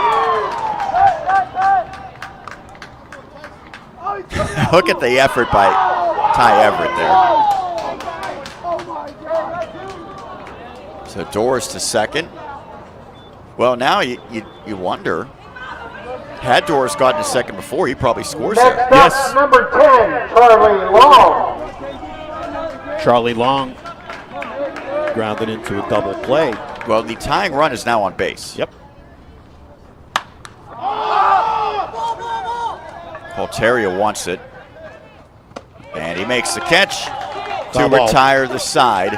But 3 runs come across in the frame. And nothing's been decided yet. It is 12-10 as we head to the 6th. You're watching Pennsylvania American Legion Baseball. It's presented by Elite Plumbing Kitchens in Bass and Latrobe Route 30 Plaza. The championship Friday continues here on WSN. All right, I'll take a deep breath. Whew. Barbara emails in, you guys did a great job last night, but I decided to drive the hour and a half from Evans City, and I'm here today. Memories of watching my dad coach Derry Legion. Oh, interesting. And keeping score for him. Love this field.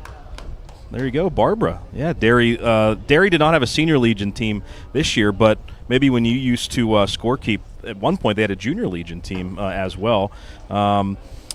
Once again, I want to say hi to John Pallone. He had emailed in earlier. We passed along his message. Jerry, I think it's Mayo.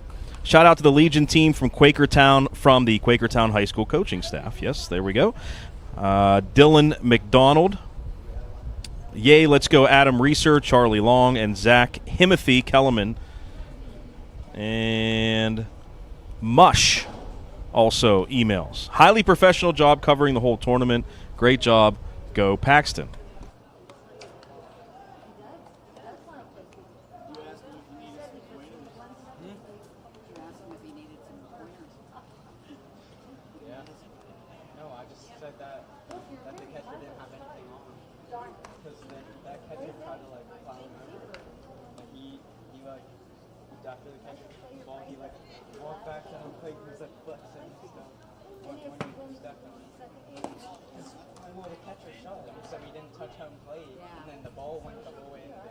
Leading off for Quakertown, number 24, Vinny Pellegrini.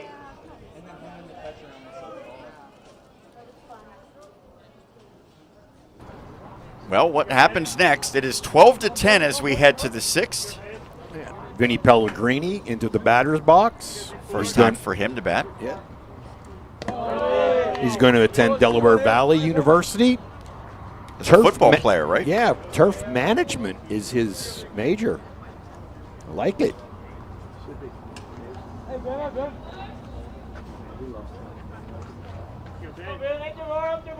Michael Kellerman remains on the hill. He claims, now this is Vinny filling this form out. Okay. He's the best bunter on the team. Well, don't give away all your secrets. There's a strike. His favorite hobby, eating food. He's a character, as I said. Guess what happened? Hit by pitch. Yeah. Number 8. That's the 8th hit by pitch. That is the 8th hit batter of the game. That might be some record. And now the ball squirts away. We have baseballs all over the field right now. I'll say this. It's starting to look like it's been a long week for these teams at this point. You know what?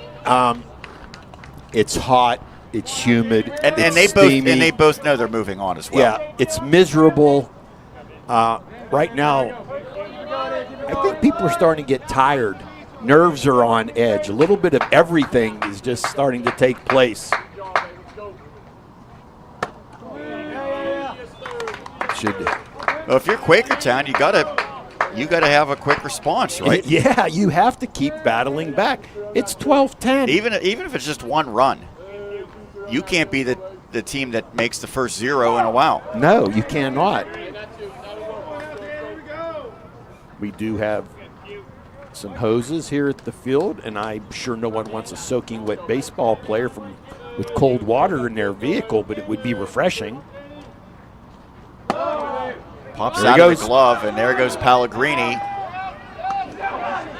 And he's safe. There goes the base, but that's a wild pitch. That's a good throw. Well, I'm wondering, it might even be a pass ball depending on where that pitch was. It popped out of the glove. There's Pellegrini doing it all. Yeah, good shot of Vinny. All right, let's he see. actually wanted to come Yeah, that's high. That's well He high. actually wanted to come on the air during the rain delay. Well, why last didn't you night. let him, Roger? Well, it's not up to me. Oh.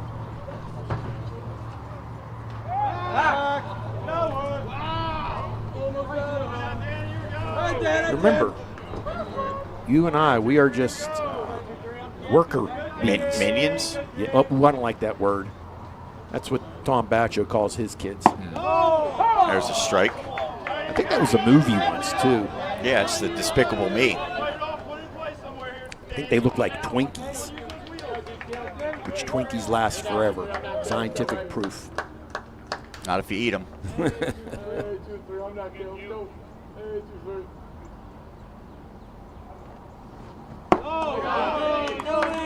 Full count now to Qualteria.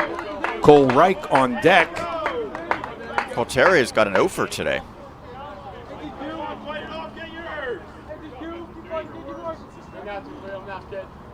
We'd love to change that here, or maybe just take a walk if Kellerman doesn't give him something to hit.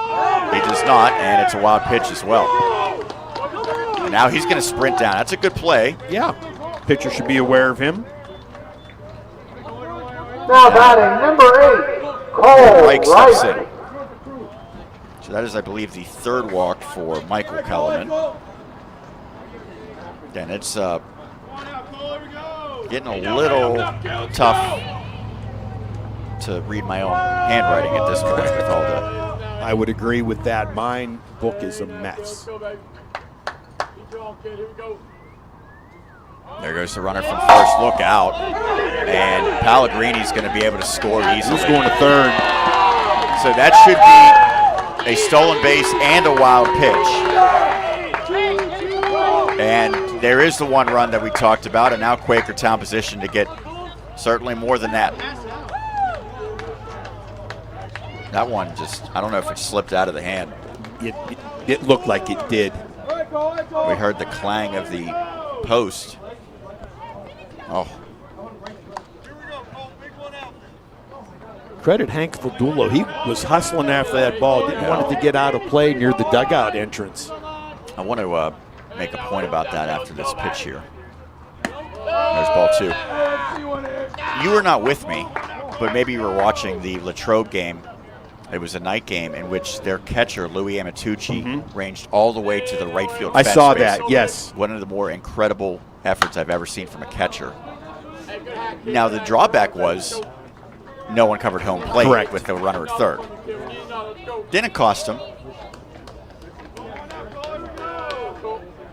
Reich with the count 2-1. Runner at third in the form of Qualteria, a run already across.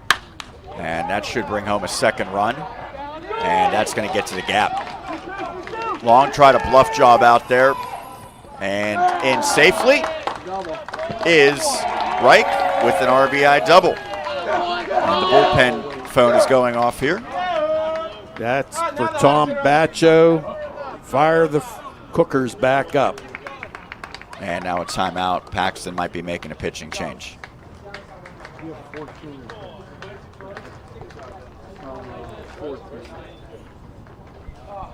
Never guess who's coming to the plate, Sean. I will guess. Okay. Ethan Bile. We have number 7 is going to play. That's Brady Park. He's going to the outfield. Okay. And it looks like Ben Long is going to go in to pitch, number 4. You said he was warming up earlier, right? Yes. Yes, I did. Let's see where everybody. Well, it might just be as simple as that change with Long from left to pitcher and Park from the bench to left.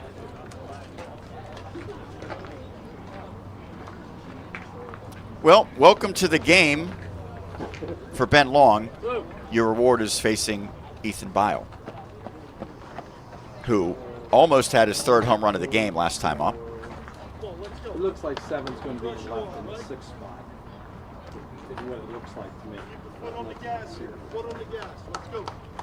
Or a 7th spot. I'm sorry. Where the DH is. 7th spot. All right, so that's a relatively simple change, it appears. It does.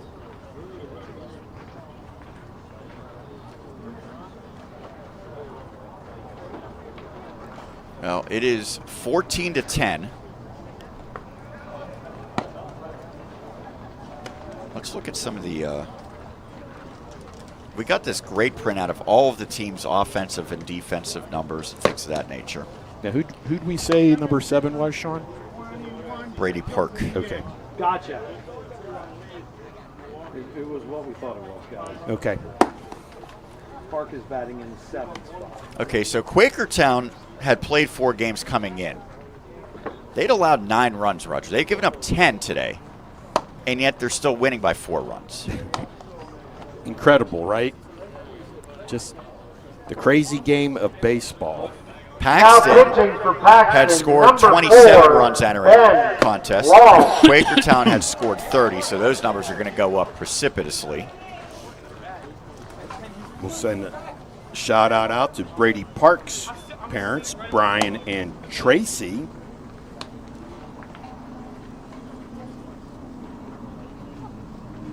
It has been a long day in the field for most of these fielders. You know what? And what you also have to kind of. Roger, that is not your soft pretzel. Calm down.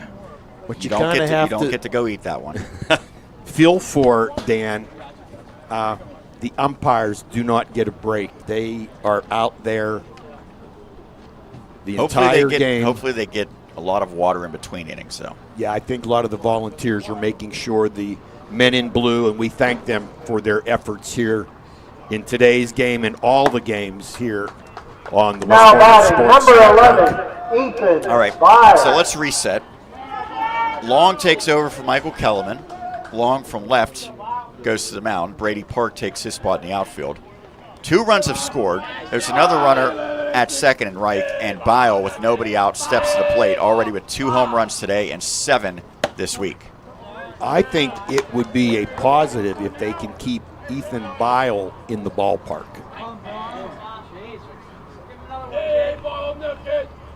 Making us work today, guys. Fouled back. It's a championship game. Well, they say often hear the phrase battle of attrition. Yes. Feels like that now, doesn't it? Indeed it does, Sean. That's a great, great point. Did not offer.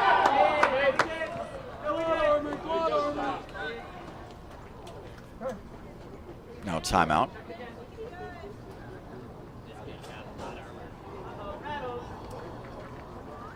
Seven home runs so far for Byle. He's got 2 in this game to go with 4 RBIs. And again, last time he did not miss by much. Uh-oh. No, I don't know if that's going to have the distance. It's got a lot of height, and Park is underneath it, and he makes the catch. Well, to me, that's a positive. Kept him in the ballpark 2 at-bats in a row. And Park, Next up, number 12. I think that's probably a benefit for him, Brandon right? Pierce. You enter the game, you get some immediate action. Yeah, indeed. Now Pierce, all he's done is score 3 runs, pick up a couple of hits. Done a nice job behind the plate as well. 1 out in the inning. Had some feisty exchanges in that. Hits it to short. They'll throw to third. They got to apply the tag, and they do. Nice play by the shortstop, Tyson Gill. He's made several nice plays this Now afternoon. batting, number 3, Todd So Pierce to Everett. first, but there's now 2 outs as Everett steps in. I would speculate Quakertown can't feel super safe up by 4 runs. Absolutely not. The only time you feel safe in a baseball game is when the umpires say the game is over, we're done.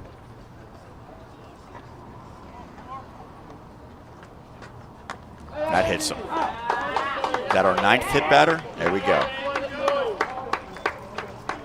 Next Ball's up, number frustrated with 21, himself. Peyton Myers. Here comes Peyton Myers. He with a home run today. Yep. Also singled and walked.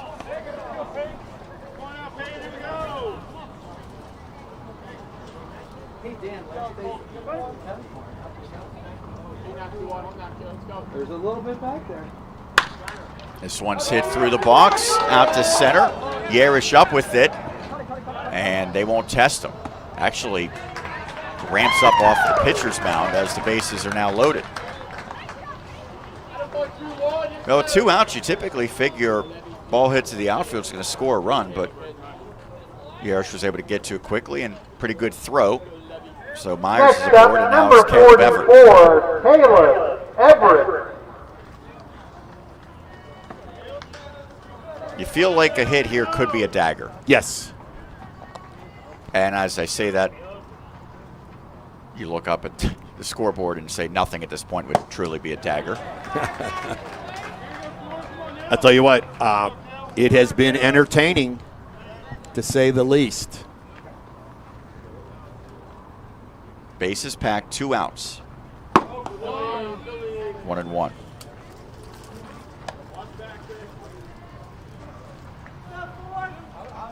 I want to shout out our great producer again, Dan Flickinger, who's put in about a 150-hour work week this week. Yeah. There's a strike. Everett looks to his dugout. I don't think he agreed. I don't think the entire dugout agreed with the call. But you know what? The call is the call. Flush it, move on, next pitch mentality.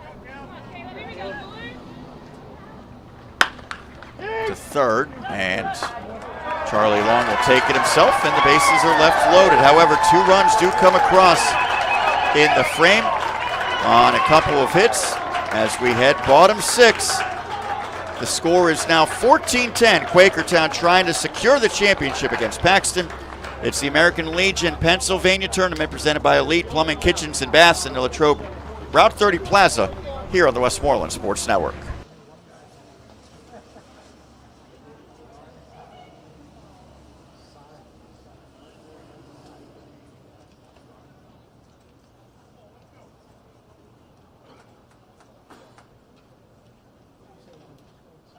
Folks, having coached baseball before, umpires and I never quite seem to have the same perspective.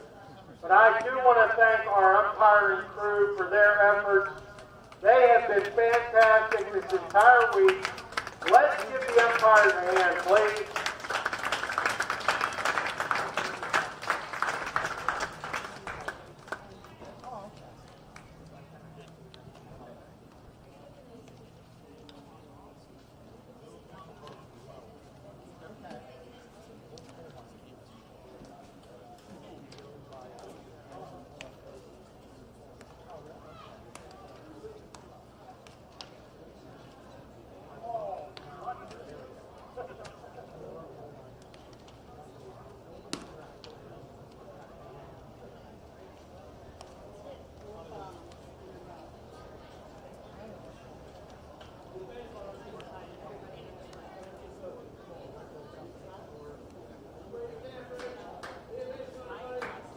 Yes, the new player is ready. We head bottom 6. It is 14-10. That score is correct in favor of Quakertown. They win this one, they capture the championship. If Paxton post 7:30 comes back and wins, we will play one more. And honest to goodness, I don't know that these players would have a ton left in the tank if that happens. Well, I know that on this afternoon, a lot of people are physically and mentally drained at this point. Number 7, Brady Park. You know, you think of, all right, these teams are playing, this is their 5th game in 5 days. If they play another one, obviously it'll be their 6th game in 5 days. Oh, you know, major league teams do that. But here's the difference. They have 26 players. Right. So if you're pitching, a starting pitcher, you only pitch once in the span of 5 games. Correct. And a reliever, 2 at most 3 times. There's a swing and a miss, and you're never playing the field. And if you are playing the field, you don't have to worry about pitching. So I know they're 9-inning games and things of that nature, but those are rosters that are legitimately twice the size of some of these teams. And so everyone that's basically on these rosters is playing a lot in multiple roles.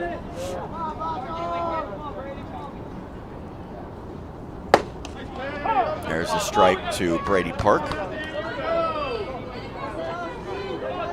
I think there's a difference in the dugouts in the major league locker rooms and so forth. That might be true. Bile. Whoa. Look out. Airmails that throw. Just didn't follow through at all. And Pellegrini had no shot. And it looked like a routine first out, but Park reaches. I don't know if we have it on the replay, Sean. I think Park actually missed first base on the overthrow, and he came back to the first base bag. Yep. Well, here we go again to Corey Kalinowski.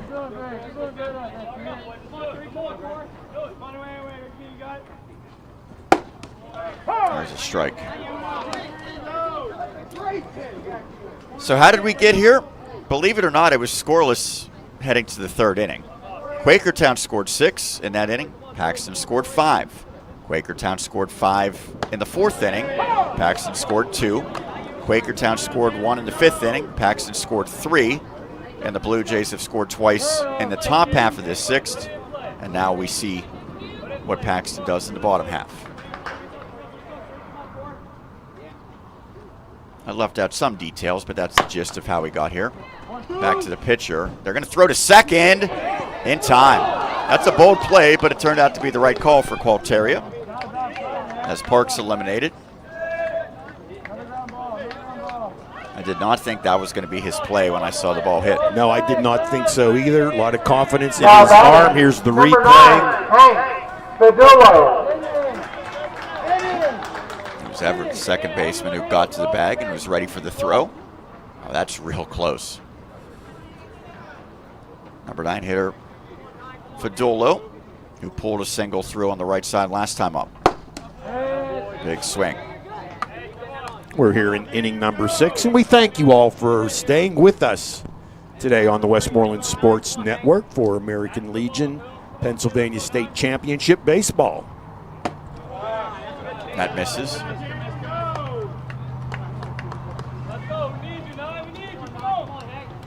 Are you going to come hang out in this press box even after the tournament ends, just so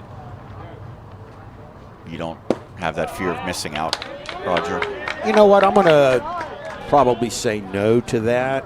Now, I know that the Old Timers League will be getting underway soon here. This field is used for a lot of different plus 50, levels. 55 plus league coming to an end. Over 40 league will be starting up yet again. And someone told me that Jason Bush plays in one of those leagues. He does. Yeah. He knows all about this field, certainly. He helped make this tournament possible here at Rosa-Oglietti Park on the border of Latrobe and Derry. Yeah, what a lot of people might not know, Sean, there is an underground system here of probably 12 to 15 sprinkler heads to maintain things here. That's headed towards the parking lot.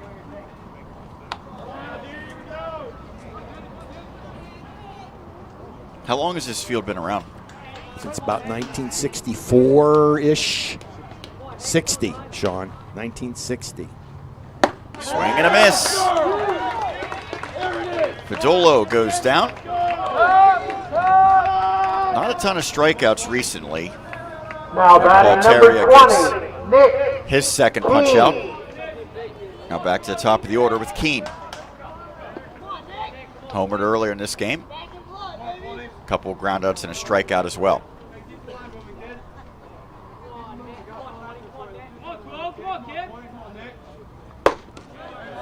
That's a strike. I know when Mark Marizaldi joined me earlier this week, Keene was a player that caught his eye. Had just an outstanding pitching performance when these teams met the first time. It's this one to right. Well struck, but tracked by Reich. And how about that? No runs come across in the frame. No hits. One error.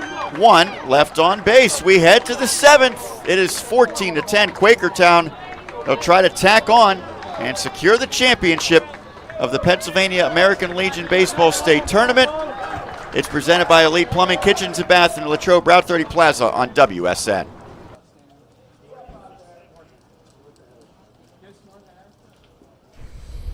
We are behind on emails. Let's see. Let's go to Kevin Monero from the North Penn Knights. Best wishes to Quakertown American Legion. Bucksmont Strong. A message from Kurt. Good work, Ethan, and the rest of the Blue Jays. Keep making Quakertown proud. Tyler Schroy. I wish I could come see Zach play. He's a true wonder to watch on the field. Could see him getting drafted in the next couple of years. Josh Flynn says, my grandfather coached Legion ball for years in Jeanette. Hey, how about that connection? Ray Flynn brings back memories. Jack Qualtera emails in. I want to say hi to him. Leslie Pierce. Let's go Quakertown. A lot of these boys have been playing together since they were very young. I'm so glad to see they are still playing together with some young players stepping up to the plate, all while having fun. The catcher's mom, love you, B. She says thank you to the coaches as well. And also Deb Park. Shout out to Brady Park and his parents, Brian and Tracy. Go Paxton.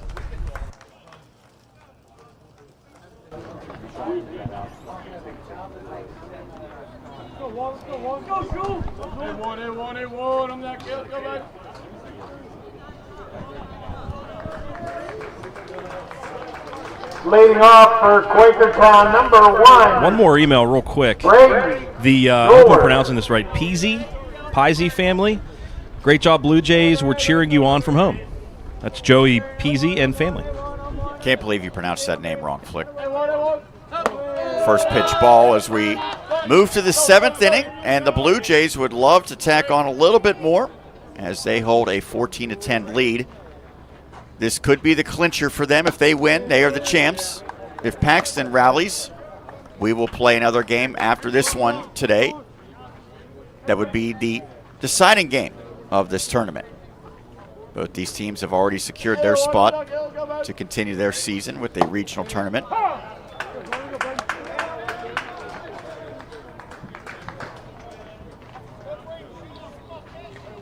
Count 2-1 to Schuler.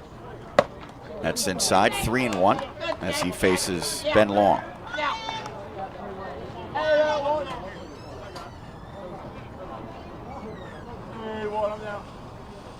Inside, ball 4.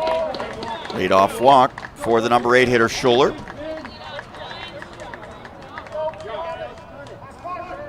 That brings Pellegrini to the dish. He was hit by pitch last inning. Vinny Pellegrini.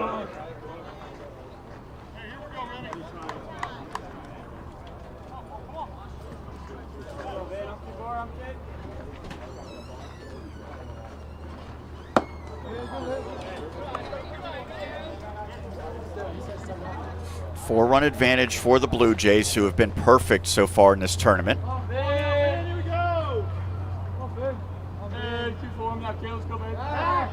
Throw to first.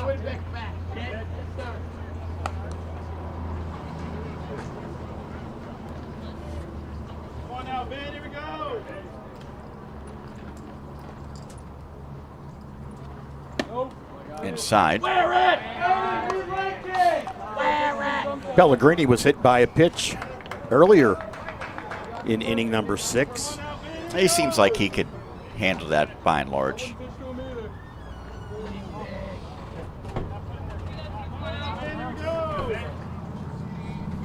There goes the runner. It's a called strike. And that throw not nearly in time, so Schuler gets the steal.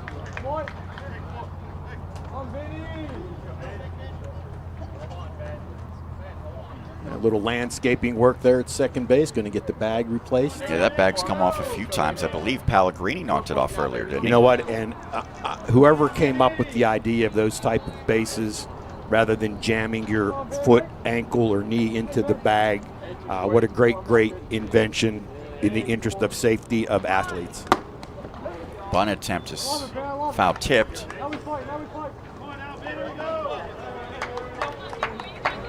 Calteria representing the top of the order on deck. Yeah, up 4, but as you mentioned, you love that 5-run lead, Roger. Takes the grand slam out of the game.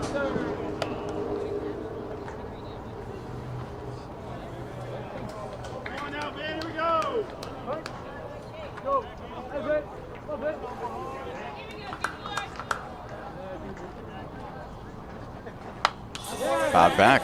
Just got a piece of that one, did Vinny Pellegrini. Big Vin.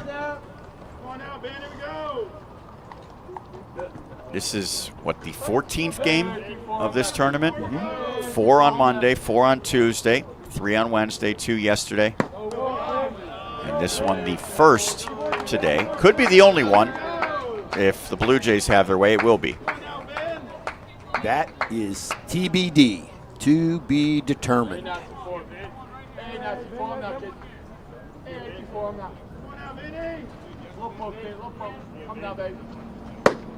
And called strike 3, and Pellegrini knew it.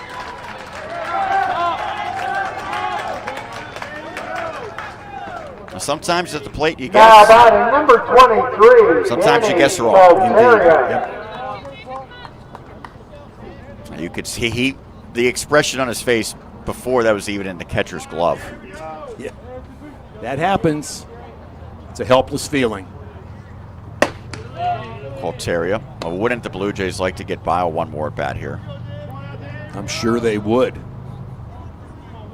He already has 5 at bats today.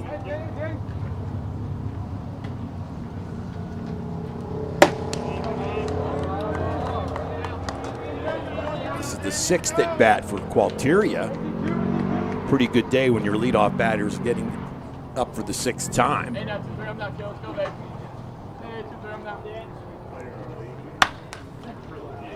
Out to left, Park has the catch. 2 outs now.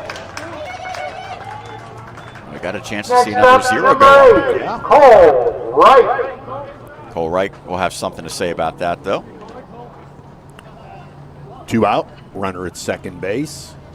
Wright's been on 4 times. 2 hits, 2 walks.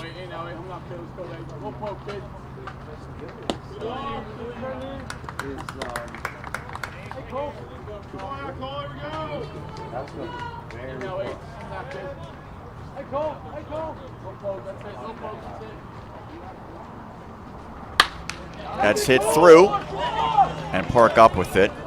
So they'll hold the runner at third. Runner's now at the corners. And Sean, you're going to get your wish, as are the fans of the Blue Jays. Yeah, Bile steps in. I think it's pretty safe to say he's the MVP at this juncture. And he can further solidify his case. Although I don't know anyone's going to come close to touching 7 home runs. 2 on, 2 out, 14-10 lead for Quakertown.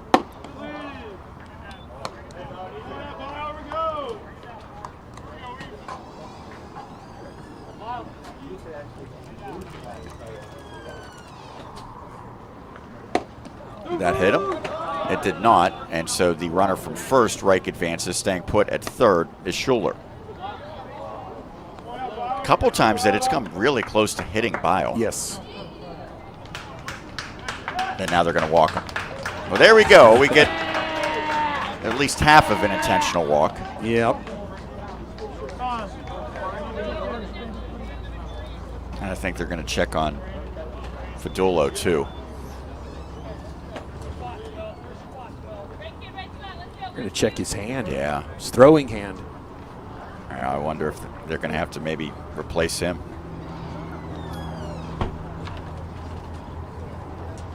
So the bases are loaded for Pierce. Paxton has used number 2, Chuck Kane, as a catcher in this tournament.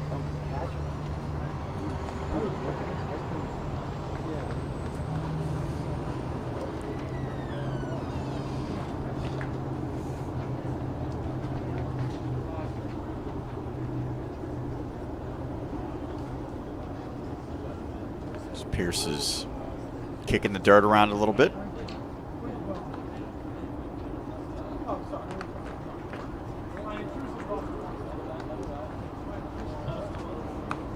I don't know what, we cannot see what they're doing exactly, but I think Fadulo is going to come back out. Yep. So whatever the issue was, he's seemingly gotten squared away. While we have an opportunity, Now batting number 12. another email comes in. He didn't put a name down, though, for some reason. I don't know. Watching Q-Town Legion from Wildwood, New Jersey. Come on, Danny Q. Close this one out in the bottom of the 7th. Mystery viewer. Got a brand new baseball in the game. Hey, 1-2, now, okay, let's go. Pierce scuffs it up a little bit with that foul.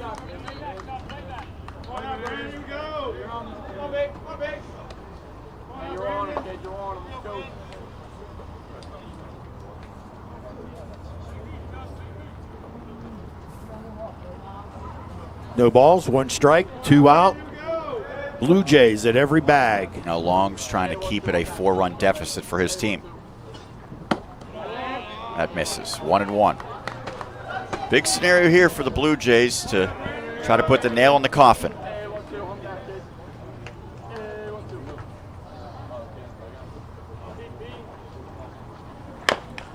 Another foul.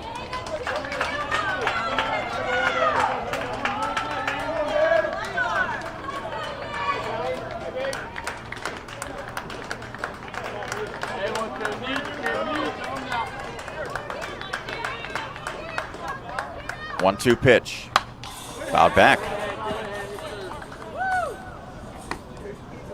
Needs some more baseballs.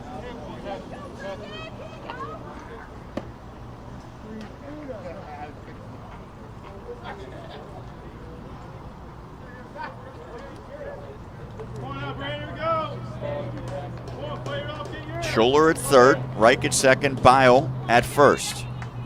2 outs, top 7. 2-2.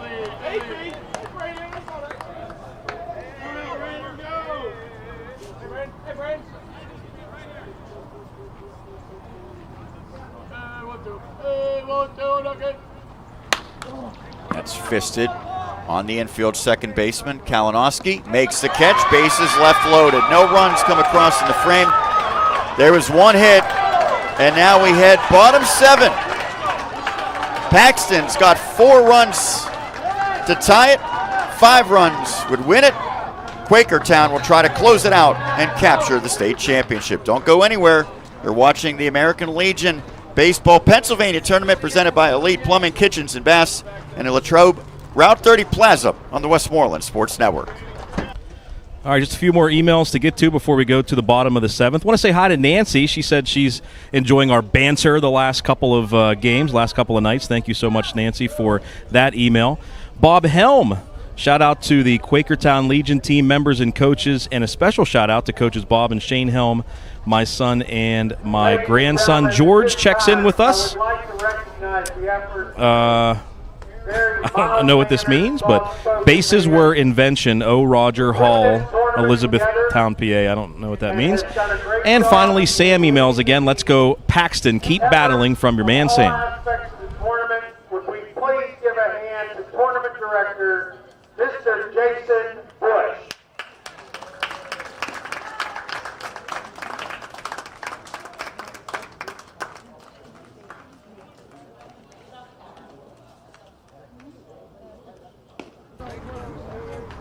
Here we go, heading bottom 7. Quakertown 14, Paxton 10. Blue Jays could be 3 outs away from claiming the championship. Let's think back a couple nights ago.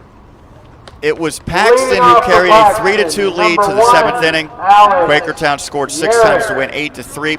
Well, Paxton would love to give the Blue Jays a little payback for that here now, Roger. They would love to return the favor. We're here in the bottom of the 7th inning. Hitters 2, 3, and 4 in the Paxton lineup. Could not ask for anything better. If you want to try to tie this game or even end it with a win in the bottom of inning number 7. Keep in mind, if Paxton wins, we'll take 30, 45 minutes in between and run it back. Speaking of running it back, Sean, just to remind everybody, all of our games on the Westmoreland Sports Network are archived. You were waiting for that. To view back at your convenience. What a professional. That segue. Quakertown remains in there, and they hope on the Blue Jays side that he'll be able to finish it off against Yerish. Bunt shown, first pitch strike. We say it so many times, but for Quakertown, a 4-run lead, you can't walk anyone. You got to throw strikes. Yeah, pitch to contact, trust your teammates. Oh no, that fell Pierce, and that's really going to sting, that foul tip. It looked like it hit right off his knee. I could be wrong. Well, we'll see. Yeah, right on the top of that guard. So maybe he had slight protection there, but obviously not enough.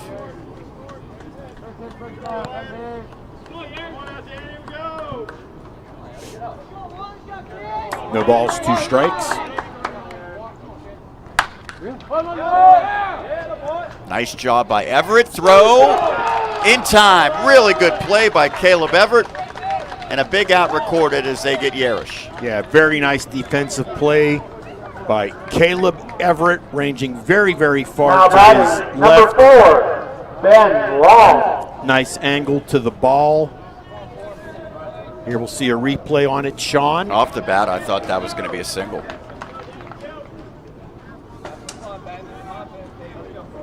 It looked like Everett had it lined up the whole way, though. Dropped down to the sidearm for the throw. Yeah, Blue Jays not conceding anything, playing tough defense here in the bottom of inning number 7. First pitch strike to Ben Long. And Anticipation starting to build now for the Blue Jays faithful. Drive it, man. Let's go. 0-2. Quakertown's throwing strikes right now.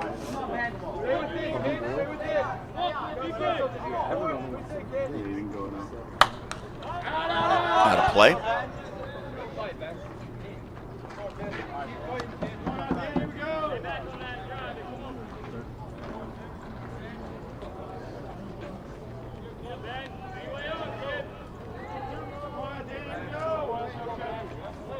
Sit back, Ben. Swing and a miss. And they'll throw down as Pierce could have just applied the tag, but it goes 2-3. Down goes Long, and now Paxton down potentially to its final out. It'll be Bubba Doris. Next up, number 8, Bubba Doris. Third strikeout for Quakertown. Doris representing the last hope for Paxton. Strike one. Tell you what, I don't think Quakertown's thrown a ball yet, has he? no, he has come really alive here in the bottom of inning number 7. He wants to close it out. 0-2. He might be in line for the win, I might think, Sean. Working quickly. Here's a pitch. Hit out to center. And the catch is made by Schuler. That will do it. Quakertown is the best team in Pennsylvania. Final score, Quakertown 14, Paxton 10. Please give both teams a hand. What a wild game, but a beautiful one if you're a And fan of ladies and Quakertown. gentlemen, please stay with us for the ceremony. And the celebration now on for the Blue Jays as they go through the handshake line against Paxton. And of course, we mentioned both these teams know their season will continue. Yeah, they'll be heading to Morgantown, West Virginia. Play some regional action. Well-deserved couple of days off for both of these teams. Quakertown seemed like a different pitcher in that bottom of the 7th as he was able to author a 1-2-3 frame. And this one complete, and the tournament is complete as we will turn it over for the festivities here momentarily. Quakertown, 14 runs, 13 hits, 4 errors. Paxton, 10 runs, a dozen hits, and 2 errors as the Quakers finish this tournament a perfect 5-0. That's mine. That's mine, too. Yeah. All right, so we will turn it over for the festivities to take place right down on the field with Jason Bush, the manager of the Latrobe Jethawks, the Region 7 director, and the man who made this all possible will handle the duties.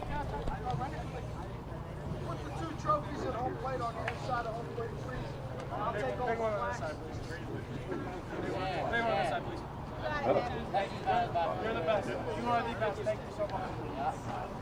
Yeah. Why out? Hey, that's the second small one. They got 2 small ones.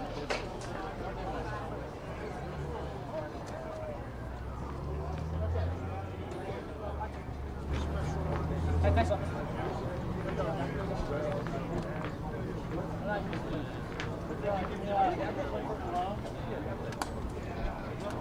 Hello.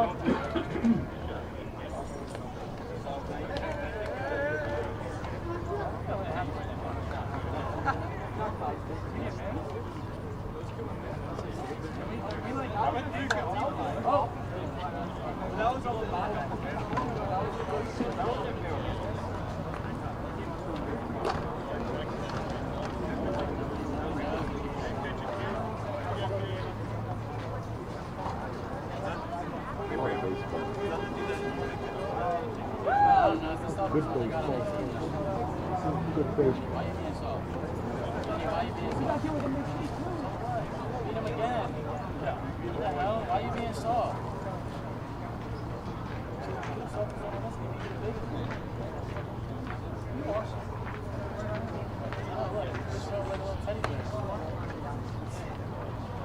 Lewis have a plane?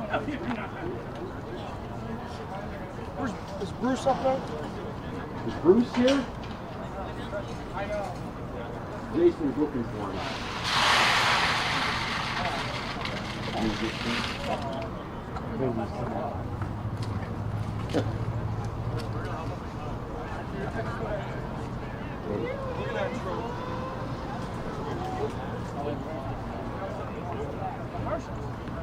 Oh, we like.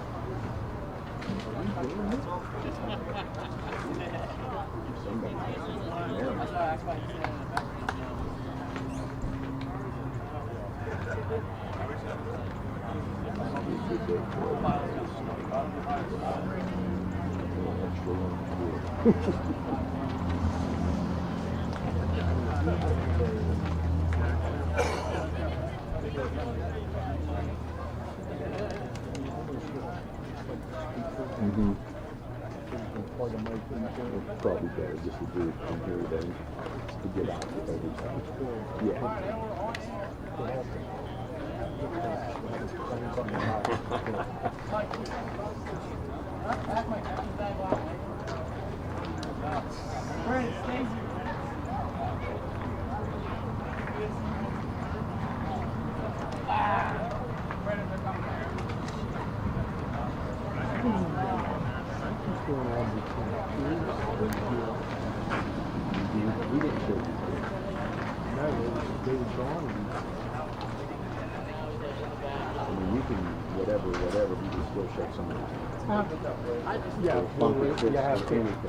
It's the right thing to do. Yeah, absolutely. Or what they do before each and every game is so crazy. I don't know. No idea. Nobody has said anything. They're figuring out. Who's here? Yeah. Do you want to announce this so you don't have a field mic?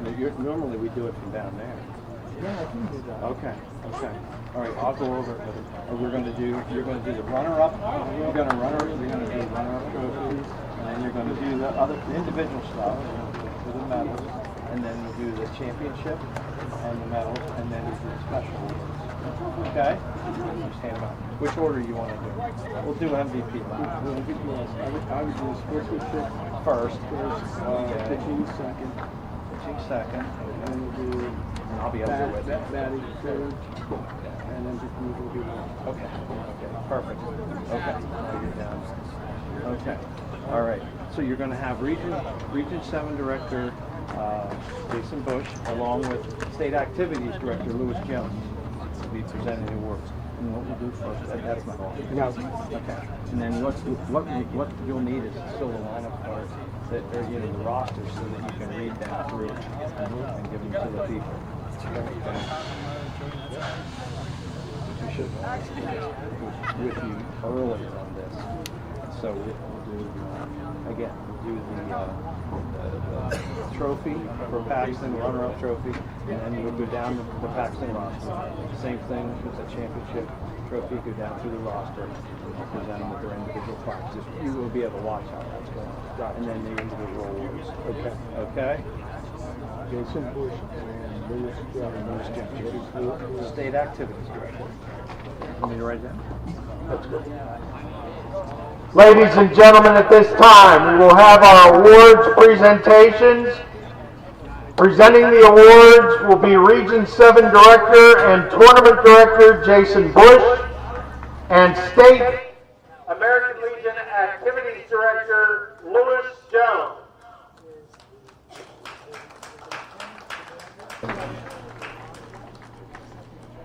The runner-up award and recognition to Paxton. Congratulations. They will be representing Pennsylvania at the regional tournament.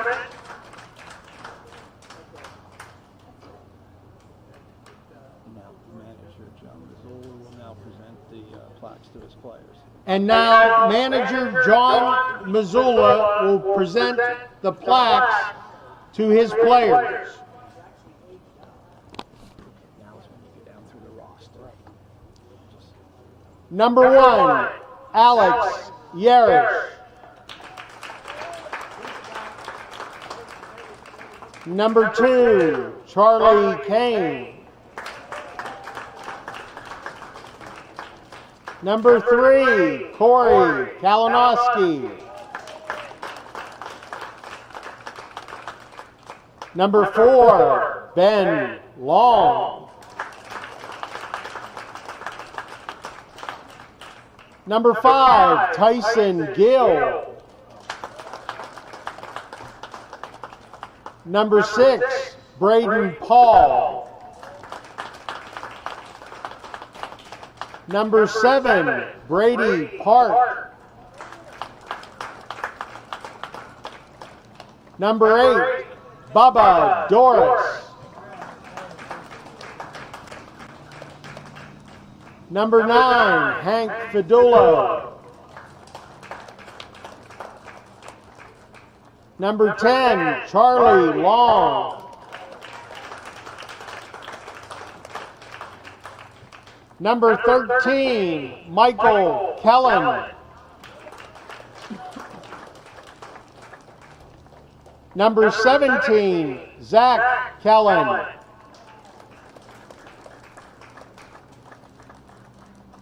Number 20, Nick Keene.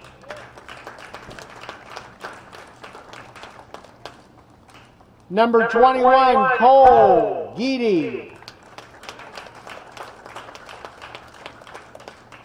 Number 29, Adam Reeser. And number 30, Christian Foltz. Do the coaches too. The coaches, Brian Barbera. Dave Schroyer.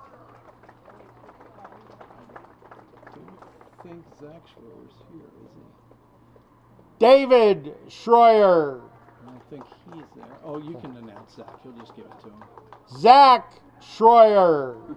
And Brendan Paul is here. And Brendan Paul. Excellent job. That's Paxton. And then they have the runner-up banner too. And now the team will be presented with the runner-up banner.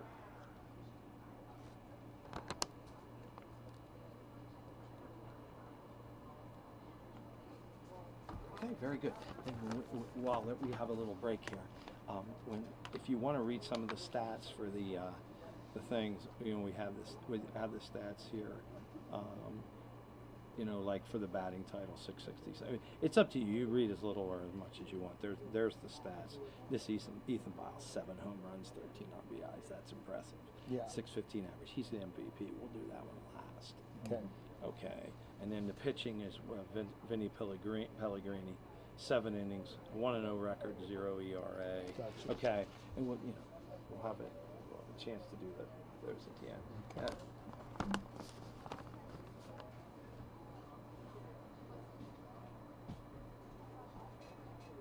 Okay. All right. Are we ready? Okay, and now we'll do the championship trophy to Quakertown. And now the championship trophy will be presented to the Quakertown Blue Jays and their manager, Bob Helm.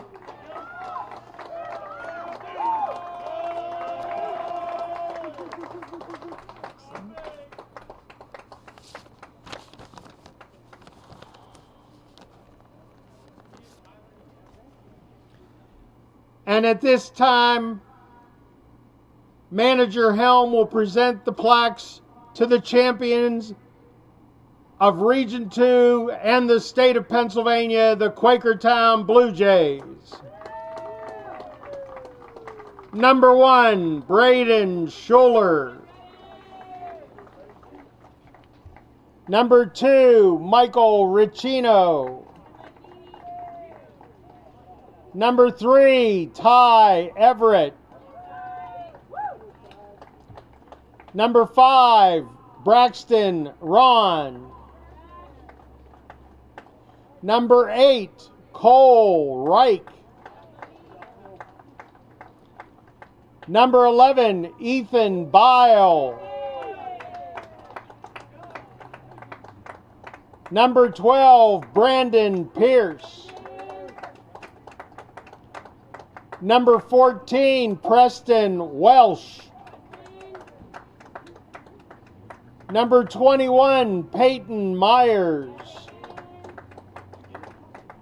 Number 23, Danny Qualteria. Number 24, Vinny Pellegrini.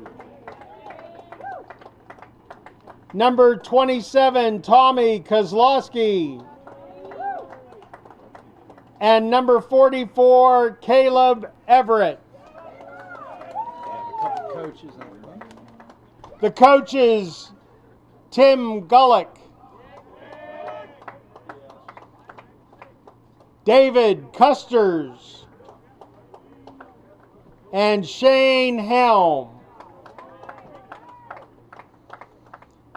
Congratulations to the 2023 Pennsylvania State Champions, Quakertown.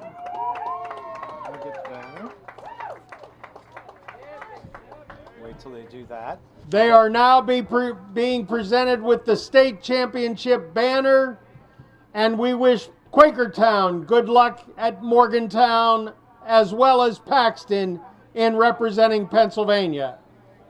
Okay, now we're going to do the pitching first.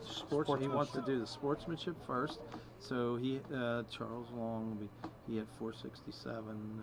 You don't have to do a whole lot with that. Do what you know. Okay. And then we're going to do pitching second. Right. Yeah.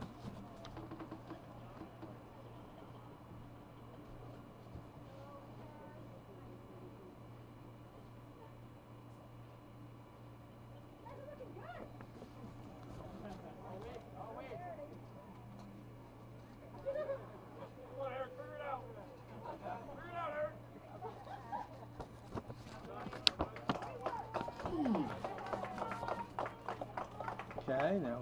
Ladies and gentlemen, we now have the individual awards. First, the Sportsmanship Award.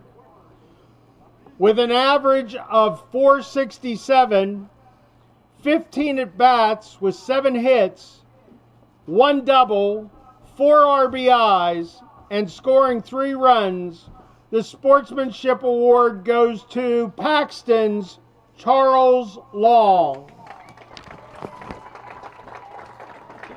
Okay, pitching's going to be next. There's Vinny Pellegrini, and there's his stats. Yep. And I'll hold on to that for you.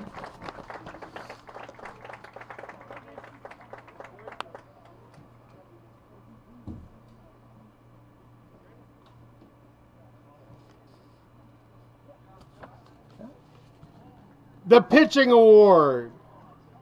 With a 0.00 ERA, a 1-0 win-loss, with 1 appearance, 7 innings, only allowing 3 hits, striking out 7. Quakertown, Vincent Pellegrini. Okay, now we're going to go back to the batting title, and that's going to be Tyson Gill from Paxton. He had 667, and that's his on top there. Okay. When they're done with the picture.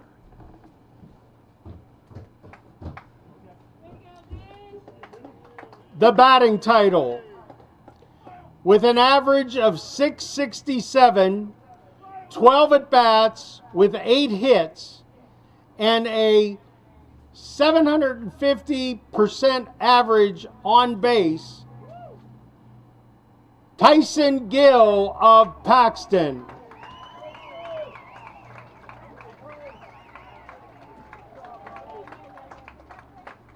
And then last but not least, Gotcha. we got the MVP, and you see, unbelievable. And a slugging percentage of 2,231. Unbelievable. Okay.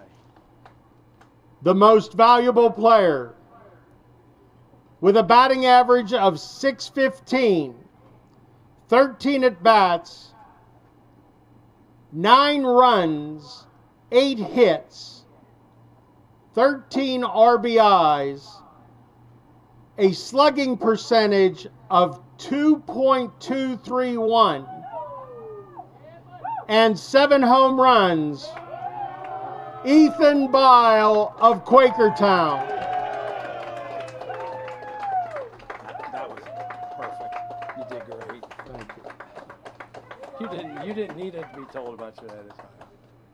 And then if you want to do a wrap up or whatever, that's in your own way, because that'll do it for the ceremonies.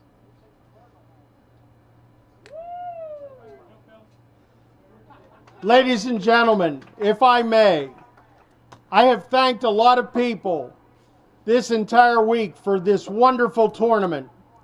But I would like to take this time to thank these young men for the baseball that they did on this field and their personalities off this field. These are fine young men, and if this is any example of what our nation will be, we're in good hands. Let's give these guys a hand.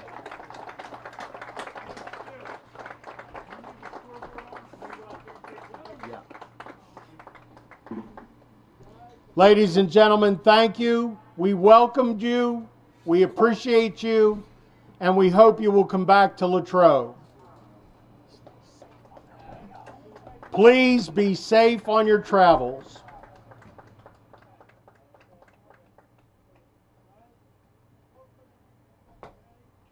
Thank you.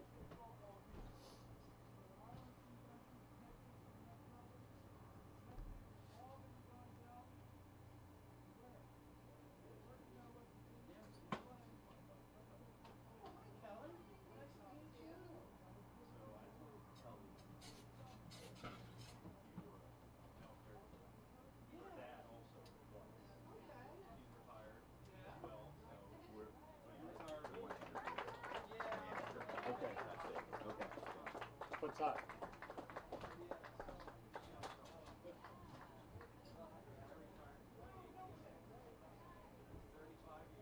Okay.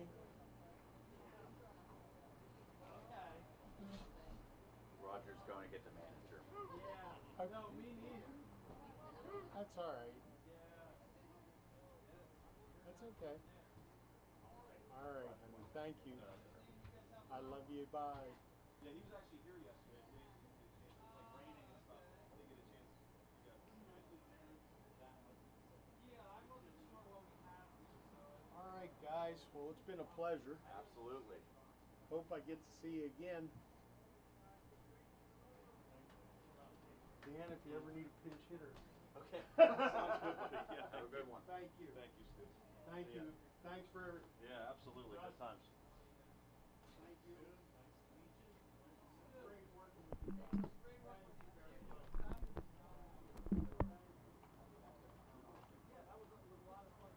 Yeah, a lot of fun working with all you TV guys. Thanks for the coverage.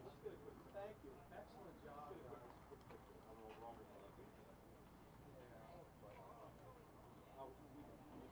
It was, I just want to wait for Roger to come back. You know what, though?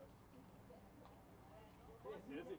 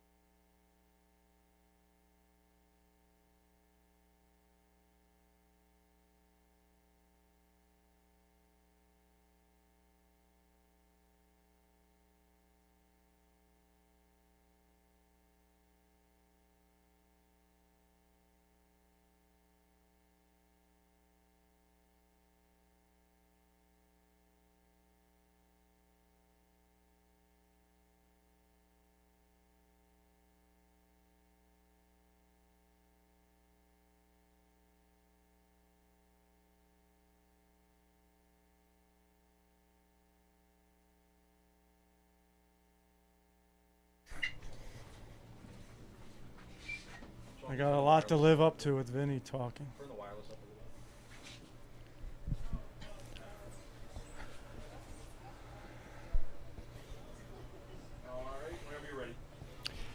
Sean Myers now joined by the victorious manager of the Quakertown Blue Jays as they capture the Pennsylvania state title in American Legion. It is Bob Helm, year number 19, the first championship in this program's history. What does this mean to you and everyone? It's special. We lost our general manager and guy that did all our stuff in October, and I guess maybe it helped us along the way, Neil McCurdy.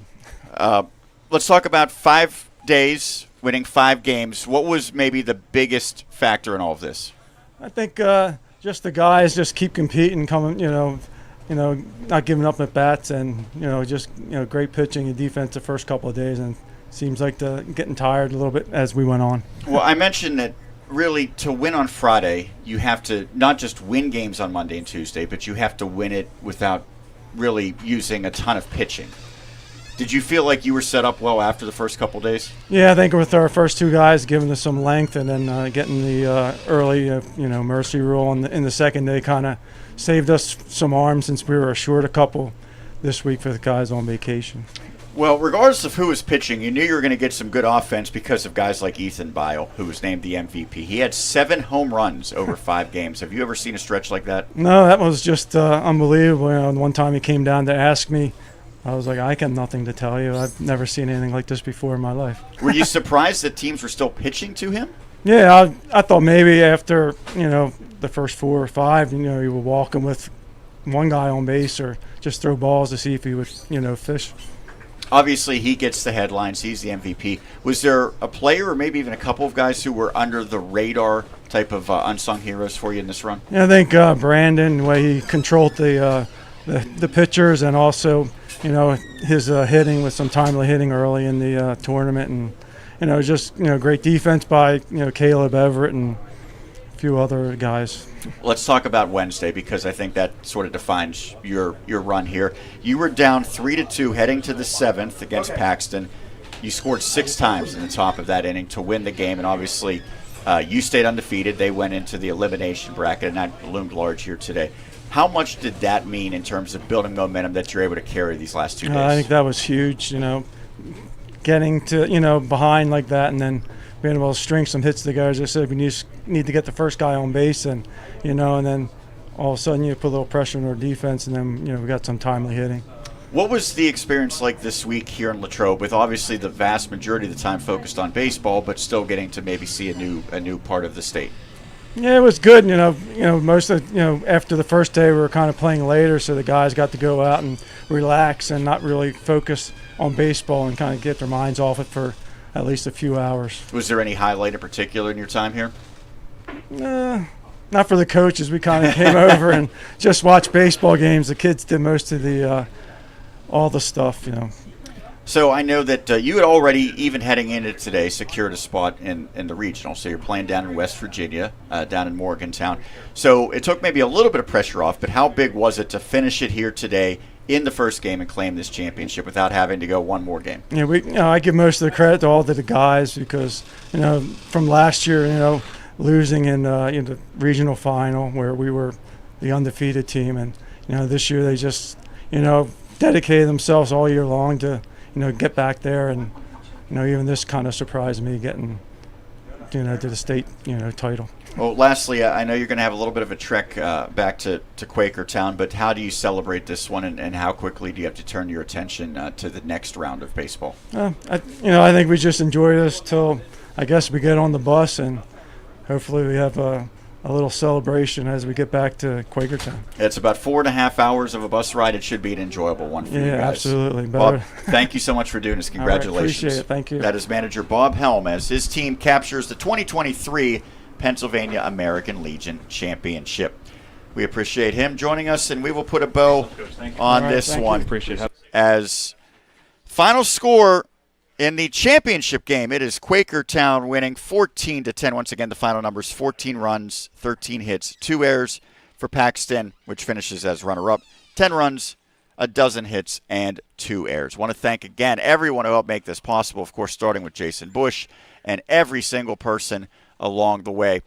that allowed us to bring you the 5 days of this American Legion State Tournament. Want to thank, of course, last but not least, our terrific producer, Dan Flickinger. He was here for every single game all week long, making sure that this operation ran as smooth as possible. For my broadcast colleague, Roger Down, Sean Myers signing off. Once again, your 2023 Pennsylvania American Legion champions, the Quakertown Blue Jays, as they claim the title going a perfect 5-0, capped off with their 14-10 victory over Paxton. Thank you so much for tuning into our coverage today, and all week long, it's been here on the Westmoreland Sports Network.